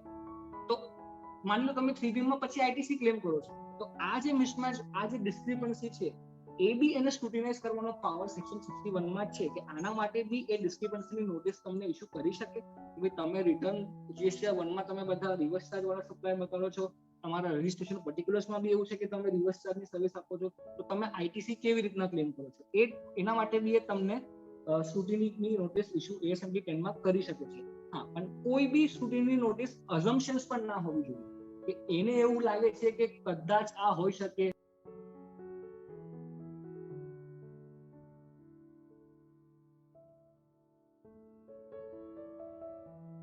તમારી આઈટીસી પડી રહેશે એટલે કે તમે 2 નંબરમાં માલ વેચો. મને એવું લાગે છે કે તમે 2 નંબરમાં વેચો તો મેં તમને એએસએમપી 10 માં નોટિસ ઇશ્યુ કરી દીધી. It cannot B based on અઝમ્પશન્સ. જે બી ડિસ્ક્રિપન્સી હોય, જે બી ઇનકરેક્ટ વસ્તુ હોય, it should be apparent on the face of the notice. તરત રિટર્ન્સમાં દેખાઈ આવતી હોય એવી વસ્તુ માટે જ એ તમને એએસએમપી 10 માં નોટિસ ઇશ્યુ કરી શકે છે. આનો જે પ્રોસિજર છે એ સિમ્પલ છે કે એએસએમપી 10 માં એને ડિસ્ક્રિપન્સી લાગશે તો તમને નોટિસ ઇશ્યુ કરશે અને 30 દિવસની અંદર કાયદો એવું કહે છે સેક્શન 61 કે 30 દિવસની મર્યાદા કાં તો એના કરતા વધારે જે ઓફિસરને ટાઈમ આપવો હોય એ બી આપી શકે છે એઝ પર સેક્શન 61. 30 દિવસમાં તમારે જવાબ એને આપવાનો હોય અને એના પછી એ એએસએમપી 11 ફોર્મ છે જેમાં તમારે જવાબ આપવાનો. કાં તો તમે એક્સેપ્ટ કરશો કે હા મારી ભૂલ થઈ અને તમે એ રિટર્નમાં સુધારીને એની લાયબિલિટી પે ઓફ કરી દેશો, કાં તો તમે એને વેલિડ એક્સપ્લેનેશન આપશો કે કેમ આ ડિસ્ક્રિપન્સી છે. એ જવાબથી જો એ સેટિસ્ફાઈડ હશે તો એ ASMT 12 ઇસ્યુ કરીને એ પ્રોસિડિંગ્સને ક્લોઝ કરી દેશે. હવે આ બી એક ઇમ્પોર્ટન્ટ વસ્તુ છે કે આપણામાંથી કેટલા લોકો ASMT 12 ડિમાન્ડ કરે છે ઓફિસર પાસે. મેં મેજોરિટી લોકોને જોયા છે કે ASMT 12 માંગતા જ નથી. એ 10 આવે 11 માં રિપ્લાય કરે અને ભૂલી જાય. એ નથી જ. તમારે ASMT 12 સ્પેસિફિકલી ડિમાન્ડ કરીને માંગવું જોઈએ, કારણ કે that is the only thing which is the proof કે આ પ્રોસિડિંગ સેક્શન 61 ની ક્લોઝ થઈ ગઈ છે. મેં મારા બધા કેસમાં સ્પેસિફિકલી ડિમાન્ડ કરું છું ASMT 12 કે તમે ASMT 12 સાહેબ મને આપો, તો જ એવું ગણાશે કે મારી 61 ની જે તમે નોટિસ કાઢી હતી સ્ક્રુટિની એ ક્લોઝ થઈ ગઈ છે. એના વગર ત્યાં સુધી એ ઓપન ગણાશે. એટલે હું બી બધાને રિક્વેસ્ટ કરીશ કે ASMT 12 તમે ડિમાન્ડ કરો ઓફિસર્સ પાસે. છે સર ASMT 12 એટલે એમાં એકચ્યુઅલી કેવું છે કે ASMT 10, 11, 12 એ જે છે ને એમાં લોમાં કોઈ પ્રોસિજર નથી પ્રિસ્ક્રાઇબ કરવામાં આવે કે તમને કમ્પલસરી ઇલેક્ટ્રોનિક જ છે. એ તમે મેલ થ્રુ બી કરી શકો છો. એ આગળ આપણે ડિસ્કસ કરીશું. અચ્છા, હવે માની લો કે તમે જે એક્સપ્લેનેશન આપ્યો એ ઓફિસરને પ્રોપર ના લાગે, એને એવું લાગે કે ના આ એક્સેપ્ટેબલ નથી, કાં તો પછી તમે એકવાર લાયબિલિટી એક્નોલેજ કરી લીધી કે હા આ મારી ભૂલ છે, પણ તમે સુધારી નથી હજી સુધી બી, તો એ કેસમાં શું કરી શકે? ડાયરેક્ટ રિકવરી કરી લેશે? ના. એ કેસમાં સેક્શન 61 એવું કે છે કે એને કાં તો પછી ડિપાર્ટમેન્ટલ ઓડિટ એટલે સેક્શન 65 માં જવાનું, કાં તો સ્પેશિયલ ઓડિટ સેક્શન 66 માં જવાનું, કાં તો તમારે ત્યાં ઇન્સ્પેક્શન સર્ચ કરાવી શકે છે સેક્શન 67 માં, કાં તો પછી 73, 74 ની ચોક્કસ નોટિસ તમને આપી શકે. ડાયરેક્ટ રિકવરી આ સેક્શન 61 માં પોસિબલ નથી. એને બીજા સેક્શન્સની હેલ્પ લઈને ત્યાંથી અસેસમેન્ટ તમારું ફાઇનલ કરવાનું રહે. ચોક્કસ આપ્યા વગર સેક્શન 61 માં તમને ડાયરેક્ટ નહીં કરવા દે કોઈ બી એક્શન. હવે આપણે આગળ જે વાત કરીને કે પુઅરલી ડ્રાફ્ટેડ લો, તો આ એક બીજી ડિસ્ક્રિપન્સી છે કે સેક્શન 61 સબસેક્શન 3 તમને શું કહે છે કે ફ્લેટ 30 ડેઝ નો ટાઈમ તમારી પાસે છે. 30 days or the extended period which the proper officer may allow. હવે જ્યારે તમે રૂલ 99 સબ રૂલ 1 વાંચશો ને તો એમાં એવું છે કે સચ ટાઈમ નોટ એક્સીડિંગ 30 ડેઝ. એટલે કે રૂલ પાવર આપે છે ઓફિસરને કે 30 દિવસથી ઓછી ટાઈમ લિમિટની તમે નોટિસ આપી શકો છો. વન્સ અગેન એક્ટ અલગ કે છે અને રૂલ અલગ કે છે. તો obviously the act would prevail. પણ આ એક બીજો એક્ઝામ્પલ છે કે જેમાં એમને કેટલા પુઅરલી એમને ડ્રાફ્ટ કરેલી છે એક્ટને. હવે આપણે નેક્સ્ટ સેટમાં વધીએ અસેસમેન્ટના. સેક્શન 62. સૌથી પહેલા સેલ્ફ અસેસમેન્ટ, પ્રોવિઝનલ અસેસમેન્ટ, પછી રિટર્નની સ્ક્રુટિની કરી. આ બધા સેક્શનમાં શું હતું, એમની પાસે જે પાવર હતો એ લિમિટેડ હતો. એમાં કોઈ એ તમારી પાસે ડાયરેક્ટ રિકવરી ના કરી શકે, તમને ઓર્ડર ના ઇસ્યુ કરી શકે. એમાં તમારે 73, 74 કે બધામાં જવું જ પડે. હવે જે આપણે સેક્શન્સ ડિસ્કસ કરીશું એ it is a self contain code in itself. એટલે કે એ સેક્શનની અંદર જ એમને પાવર આપવામાં આવ્યો છે કે ડાયરેક્ટ અસેસમેન્ટ ઓર્ડર બી ઇસ્યુ કરી શકે છે. એવા કયા સેક્શન છે? તો સૌથી પહેલા સેક્શન 62. આ અપ્લાય થશે in case of non filers of returns. એટલે કે એવી વ્યક્તિઓ જે લોકો રિટર્ન્સ ટાઈમ પર નથી ભરતા, એમના માટે આ સેક્શન 62 આવે છે. અને it starts with the non obstante clause. એમને પહેલા જ લખી દીધું છે કે notwithstanding anything contained in 73 or 74. એટલે કે શો કોઝની વાત ભૂલી જાઓ. આ સેક્શનમાં કોઈ રજિસ્ટર્ડ પર્સન જ્યારે બી એનો રિટર્ન, કયો રિટર્ન, સેક્શન 39 નો કે સેક્શન 45 નો. 39 નો રિટર્ન એટલે કે 3B, 4, પછી GSTR 5, 6, 7 અને 45 નો રિટર્ન એટલે કે તમારું GSTR 10. તો કોઈ બી રજિસ્ટર્ડ વ્યક્તિ આ બે સેક્શનમાં રિટર્ન ફર્નિશ ના કરતી હોય અને એને સેક્શન 46 પ્રમાણે નોટિસ ઇસ્યુ કરવામાં આવી હોય. સેક્શન 46 શું કે છે કે જ્યારે 39, 44 અને 45 માં જે રિટર્ન ભરવાના હોય, 3B છે, 44 એટલે કે એન્યુઅલ રિટર્ન અને 45 એટલે કે ફાઇનલ રિટર્ન. તો આ વ્યક્તિ રિટર્ન જ્યારે ના ભરતી હોય આ સેક્શનમાં, તો એને એક GSTR 3A કરીને ફોર્મ છે, એમાં નોટિસ ઇસ્યુ કરવામાં આવશે કે સાહેબ તમે 15 દિવસની અંદર આ રિટર્ન ભરી તો તમે નથી ભર્યું. આ અત્યારે સિસ્ટમ જનરેટેડ ઘણા બધા કેસીસમાં આવી હશે, લોકોને આવી રહ્યો છે કે GSTR 3A માં તમને નોટિસ આવે છે કે નોટિસ ફોર રિટર્ન ડિફોલ્ટર, એવી રીતના તમને મેલમાં બી આવતી હશે અને સિસ્ટમ પર બી સિસ્ટમ જનરેટેડ નોટિસ બતાડે છે. તો સેક્શન 62 જ્યારે કોઈ રજિસ્ટર્ડ પર્સન એ 39 કે 45 એટલે કે 3B, 4 એ બધા રિટર્ન કાં તો ફાઇનલ રિટર્ન ફાઇલ ના કર્યું હોય અને એને 46 ની નોટિસ બી આપવામાં આવી હોય તેમ છતાંય એને રિટર્ન ના ફાઇલ કર્યો હોય, તો એ કેસમાં પ્રોપર ઓફિસર શું કરશે કે to the best office judgement એટલે કે બેસ્ટ જજમેન્ટ અસેસમેન્ટ કરી નાખશે. Based on what? Based on all the relevant material which is available with him. એટલે કે એની પાસે જે મટીરિયલ છે એ, કાં તો પછી જે બીજું એ મટીરિયલ ગેધર કરી શકે છે એ બંનેના બેઝ પર એ બેસ્ટ જજમેન્ટ અસેસમેન્ટ તમારો કરી શકે છે. એની ટાઈમ લિમિટ શું છે? જે તમારે જે તે વર્ષની લાયબિલિટી હોય એની એન્યુઅલ રિટર્નની જે ડ્યુ ડેટ હોય એનાથી 5 વર્ષની અંદર, એટલે એક્સટેન્ડેડ પીરિયડ આ કેસમાં એમને આપવામાં આવ્યો છે. 5 વર્ષ સુધી તમારી લાયબિલિટી સેક્શન 62 માં ડિટરમાઇન કરી શકે છે. હવે આનો જે અસેસમેન્ટ ઓર્ડરનો જે મોડ એમને એટલે કે જે ફોર્મ એમને પ્રિસ્ક્રાઇબ કરેલો છે એ છે ASMT 13. હવે ASMT 13 જે છે એ લોમાં કે રૂલમાં કશે લખ્યું નથી કે કેવી રીતના ફર્નિશ કરવાનું, એટલે કે તમારે ઇલેક્ટ્રોનિકલી આપવાનું કે તમારે ફિઝિકલ આપવાનું કે શું છે એ કશે પ્રિસ્ક્રાઇબ નથી કર્યું.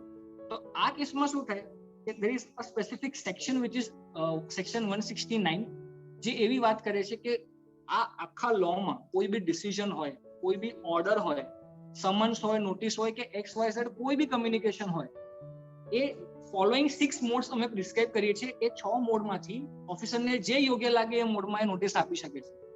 એમાં સૌથી પહેલા છે કે ડાયરેક્ટલી તમને આપી દે આઈને બાય હેન્ડ, કાં તો પછી રજિસ્ટર્ડ પોસ્ટ કે સ્પીડ પોસ્ટ કે કુરિયર થ્રુ મોકલી શકે, કાં તો પછી ઈમેલ થ્રુ બી મોકલી શકે, કાં તો કોમન પોર્ટલ પર અપલોડ કરી દે, કાં તો જે તમારા લોકાલિટીમાં ન્યૂઝપેપર સર્ક્યુલેટ થતો હોય એમાં આપે. અને જો આ 5 મોડમાંથી કોઈ પોસિબલ ના હોય તો છેલ્લે તમારા પ્લેસ ઓફ બિઝનેસ કે પ્લેસ ઓફ રેસિડન્સમાં કોઈ સારી જગ્યાએ નોટિસ ચોંટાડીને જતા. તો આ સેક્શન 169 જે છે એ આ કેસમાં અપ્લાય થઈ જશે.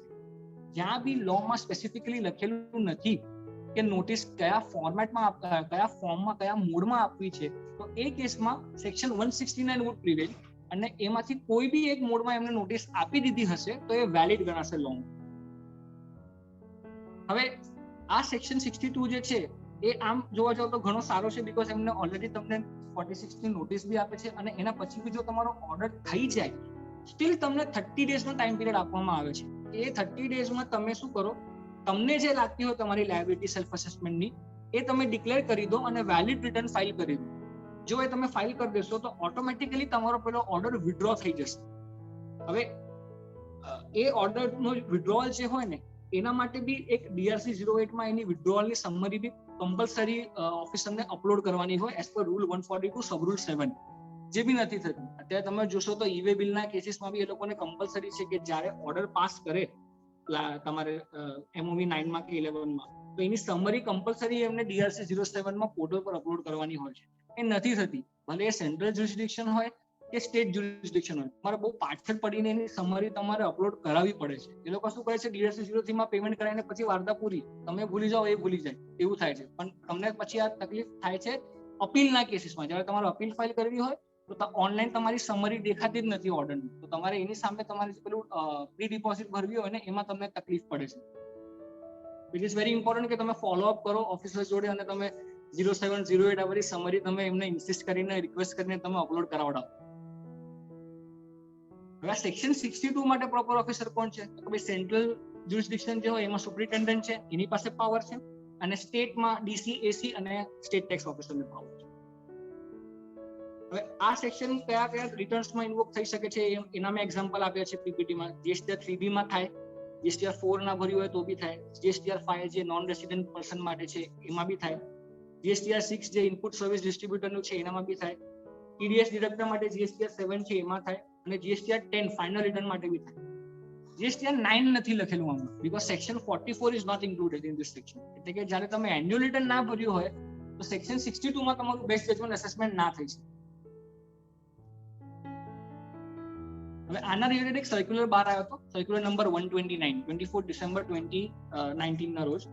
અને એમાં એમણે આખો એક સ્ટાન્ડર્ડ ઓપરેટિંગ પ્રોસિજર બહાર પાડ્યો હતો કે નોન ફાઇલર્સના કેસમાં શું કરવું જોઈએ. સૌથી પહેલા એમણે કીધું કે જે બી ડ્યુ ડેટ હશે રિટર્નની એના 3 દિવસ પહેલા એક સિસ્ટમ જનરેટર લોકોને SMS અને ઈમેલ જશે કે ફાઇલ કર દો, જે થાય છે આપણને આવે છે. રાતના 2 વાગે આવે છે ને સવારના 4 વાગે આવે છે. એના પછી ડ્યુ ડેટ જતી રહે તો તમને મેલ થ્રુ રિમાઇન્ડ કરાવશે કે સાહેબ તમે રિટર્ન નથી ભર્યો, તમે ભરી દો. 5 દિવસ સુધી આ થશે. જો તમે સ્ટીલ ફાઇલ નહીં કરો તો GSTR 3A માં તમને નોટિસ આવી જશે. એના પછી 15 દિવસનો ટાઈમ આપવામાં આવશે કે તમે રિટર્ન ભરી દો. જો તમે નહીં ભરો તો ASMT 13 માં તમારું સેક્શન 62 માં બેસ્ટ જજમેન્ટ અસેસમેન્ટ થઈ જશે. એના પછી બી તમને 30 દિવસનો ટાઈમ આપવામાં આવશે. 30 દિવસમાં હજી બી તમે રિટર્ન ભરજો. જો તમે ભરી દેશો તો ઓર્ડર વિથડ્રો થઈ જશે. અને સ્ટીલ જો તમે નહીં ભરો તો આ સર્ક્યુલર એવું કહે છે કે હવે તમારે બીજી કોઈ ઓપોર્ચ્યુનિટી ઓફ બિલ હાર્ડ આપવાની જરૂરત નથી, બીકોઝ ઓલરેડી તમે 3A માં નોટિસ આપી, તમે 30 દિવસનો ટાઈમ પીરિયડ બી આપ્યો એમને. હવે જો એ ના કરે તો તમે ડાયરેક્ટ સેક્શન 78-79 માં તમે રિકવરી ઇનિશિએટ કરો અને તમને લાગે તો પ્રોવિઝનલ અટેચમેન્ટ સુધી બી તમે જઈ શકો છો to protect the interest of revenue. એટલી હદ સુધી અમને આ સર્ક્યુલર થ્રુ સત્તા ઓફિસર્સને આપેલી છે. હવે આ બેસ્ટ જજમેન્ટ અસેસમેન્ટ કરવા માટે કયા કયા રિટર્ન્સ કે ડોક્યુમેન્ટ્સ પર રિલાય કરી શકે છે એ સર્ક્યુલરમાં મેન્શન કર્યું છે કે તમે GSTR 1 ને બેઝ લઈ શકો, 2A ને બી લઈ શકો, પછી જે એને ઈ-વે બિલ્સ જનરેટ કર્યા હોય પાર્ટીએ એને બી તમે બેઝ લઈ શકો, અને એના સિવાય બી જે બી ઇન્ફોર્મેશન તમને અવેલેબલ હોય રેલેવન્ટ એ બેઝ પર તમે એમને સેક્શન 62 માં બેસ્ટ જજમેન્ટ અસેસમેન્ટ કરી શકો છો. હવે બેસ્ટ જજમેન્ટની જ્યારે વાત થાય તો આપણને શું લાગે કે શું એમની પાસે અનલિમિટેડ પાવર્સ છે કે એમને મનગમતી લાયબિલિટી નક્કી કરી નાખે? માની લો તમારો એવરેજ તમે 2 લાખ રૂપિયા ટેક્સ ભરતા હો તો શું એ તમને 20 લાખની કે 50 લાખની નોટિસ આપી શકે છે? નહીં. આના રિલેટેડ જજમેન્ટ્સ છે. એક પટના હાઈકોર્ટનું રિસન્ટ જજમેન્ટ છે વિદ્યાર્થી construction private limited versus state of Bihar. એમાં એવું કહેવામાં આવ્યું છે કે ભાઈ તમારે નેચરલ જસ્ટિસના જે પ્રિન્સિપલ્સ છે એ તો બેસ્ટ જજમેન્ટ અસેસમેન્ટમાં બી ફોલો થવા જ જોઈએ. જો એવો કોઈ ઓર્ડર હશે કે જેમાં ઓપોર્ચ્યુનિટી નહીં આપવામાં આવી હોય કાં તો રીઝન્ડ ઓર્ડર નહીં હોય, એટલે કે પ્રોપર ઓફિસરે લખ્યું નહીં હોય કે કયા કારણસર આ અસેસમેન્ટ કર્યો છે અને કયા બેઝ પર એમને ડિટરમાઇન કરી છે આ લાયબિલિટી, એવું નહીં હોય તો એ ઓર્ડરને સેટ અસાઇડ કરવામાં આવશે.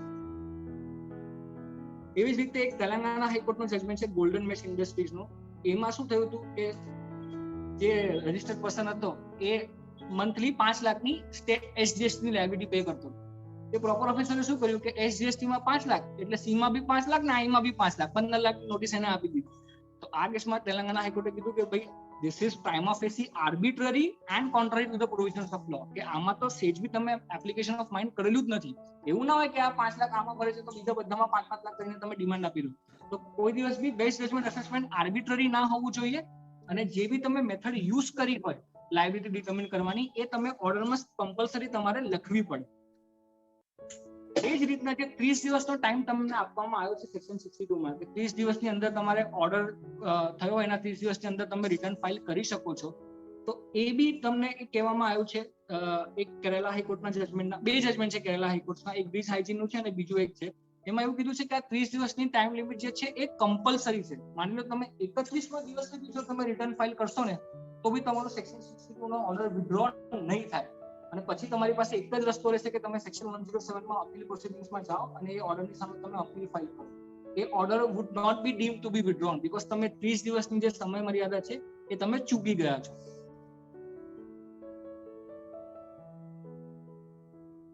હવે આપણે અત્યારે જોયું નોન ફાઇલર્સ માટે. હવે એના પછી જે સેક્શન 63 જે છે અસેસમેન્ટનો એ છે અનરજિસ્ટર્ડ પર્સન માટે.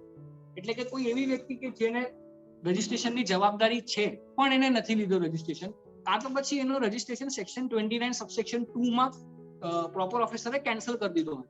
29(2) માં જે અલગ અલગ સિચ્યુએશન્સ એમને આપેલી છે એમાં સૌથી રેલેવન્ટ સિચ્યુએશન એ છે કે જે આપણે 6 મહિના સુધી રિટર્ન નથી ભરતા. એ કેસમાં એ લોકો પ્રોપર ઓફિસર તમારું રજિસ્ટ્રેશન જે છે એ કેન્સલ કરી શકે છે, અને એમાં એમને પાવર છે કે રેટ્રોસ્પેક્ટિવ ડેટ થી બી કરી શકે.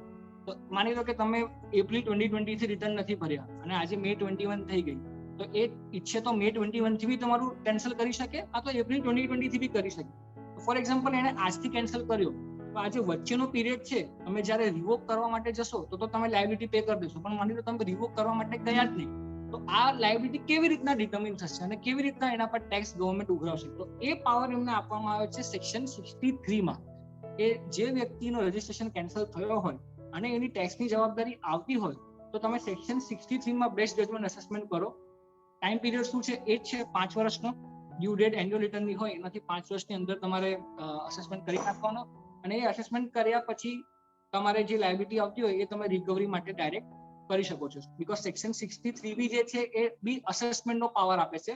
એમાં બી એમને કોઈ બીજા સેક્શનની હેલ્પ લેવાની કોઈ જરૂરત નથી, પણ આ સેક્શનના પ્રોવાઇઝોમાં એમને લખી દીધું છે ચોખ્ખું કે no such assessment order shall be passed without giving the person an opportunity of being heard. એટલે કે પ્રિન્સિપલ ઓફ નેચરલ જસ્ટિસ આમાં બી એમને સેક્શનમાં જ ઇન્ક્લુડ કરી દીધો છે કે જ્યાં સુધી તમે એને ઓપોર્ચ્યુનિટી નહીં આપો હિયરિંગની ત્યાં સુધી તમે કોઈ એડવર્સ ઓર્ડર એના માટે પાસ ના કરી શકો. હવે આનો જે ફોર્મ છે એ ASMT 14 છે, જેમાં તમને પહેલા એક નોટિસ આપવામાં આવશે કે ભાઈ તમારા સામે આ અસેસમેન્ટ હું કરવા ઈચ્છું છું બીકોઝ તમારો રજિસ્ટ્રેશન કેન્સલ થઈ ગયો તો કે પછી તમે જવાબદાર છો છતાંય તમે રજિસ્ટ્રેશન નથી લીધું, તો તમને કોઈ એ હોય તો તમે આટલા દિવસમાં તમે આનો રિપ્લાય આપો, અને આ દિવસમાં તમારે આવવું હોય તો પર્સનલ હિયરિંગ માટે તમે આવી શકો છો. આના માટે બી ASMT 14 માટે બી કોઈ મોડ પ્રિસ્ક્રાઇબ નથી. એટલે કે આમાં બી સેક્શન 169 આપણું થઈ જશે કે પોર્ટલ પર બી ચાલશે, ઈમેલમાં બી ચાલશે અને બાય હેન્ડ કે બાય સ્પીડ પોસ્ટ કે કુરિયર બી ચાલશે. એકવાર તમને AS-MT 14 આવે તો તમને 15 દિવસનો ટાઈમ આપે. એના પછી તમને જો તમે રિપ્લાય ફર્નિશ નહીં કરો તો AS-MT 15 માં તમારું ઓર્ડર પાસ થઈ જશે અસેસમેન્ટ.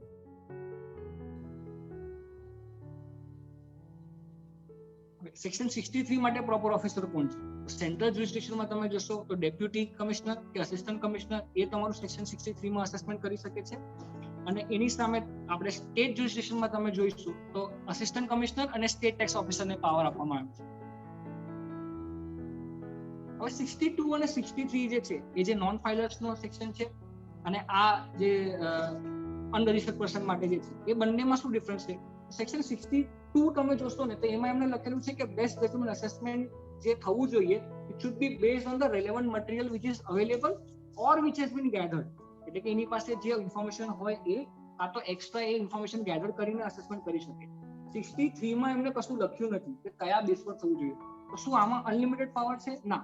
આગળ આપણે જે જજમેન્ટ જોયા કે તેલંગાણા હાઈકોર્ટના ને તો એ બી અહીંયા સેમ પ્રિન્સિપલ અપ્લાય થશે અને એમણે જે પ્રિન્સિપલ ઓફ એક્ચ્યુઅલ જસ્ટિસ છે it should not be arbitrary એ બધા પ્રોવિઝન્સ એટલે એ બધા પ્રિન્સિપલ્સ અહીંયા ઇક્વલી અપ્લાય થશે અને એ જ પ્રમાણે એમને બેસ્ટ જજમેન્ટ અસેસમેન્ટ કરવાનું રહેશે. હવે લાસ્ટ અસેસમેન્ટનો જે લાસ્ટ સેક્શન છે સેક્શન 64 એ બહુ સ્પેસિફિક સર્કમસ્ટન્સીસમાં જ અપ્લાય થવાનું છે. એટલે આપણે એટલો ઇમ્પોર્ટન્ટ નથી કે અત્યારે આપણે બીકોઝ ઓફ ટાઈમ કન્સ્ટ્રેન્ટ એને ડિસ્કસ નહીં કરીએ. મેં મારી પીપીટીમાં ઇન્ક્લુડ કરેલું છે એટલે યુ કેન ગો થ્રુ. હું આને પીપીટીને શેર કરી દઈશ સાંજ સુધીમાં અને જેને બી કોઈ ઇશ્યુ હોય તો I am always 24/7 available for you all. તો એ આપણે ડિસ્કસ કરી શકીશું. It is not so relevant because બહુ રેરલી બહુ સ્પેસિફિક સર્કમસ્ટન્સીસમાં જ અપ્લાય થશે એટલે આપણે અત્યારે એને ડિસ્કસ નહીં કરીએ.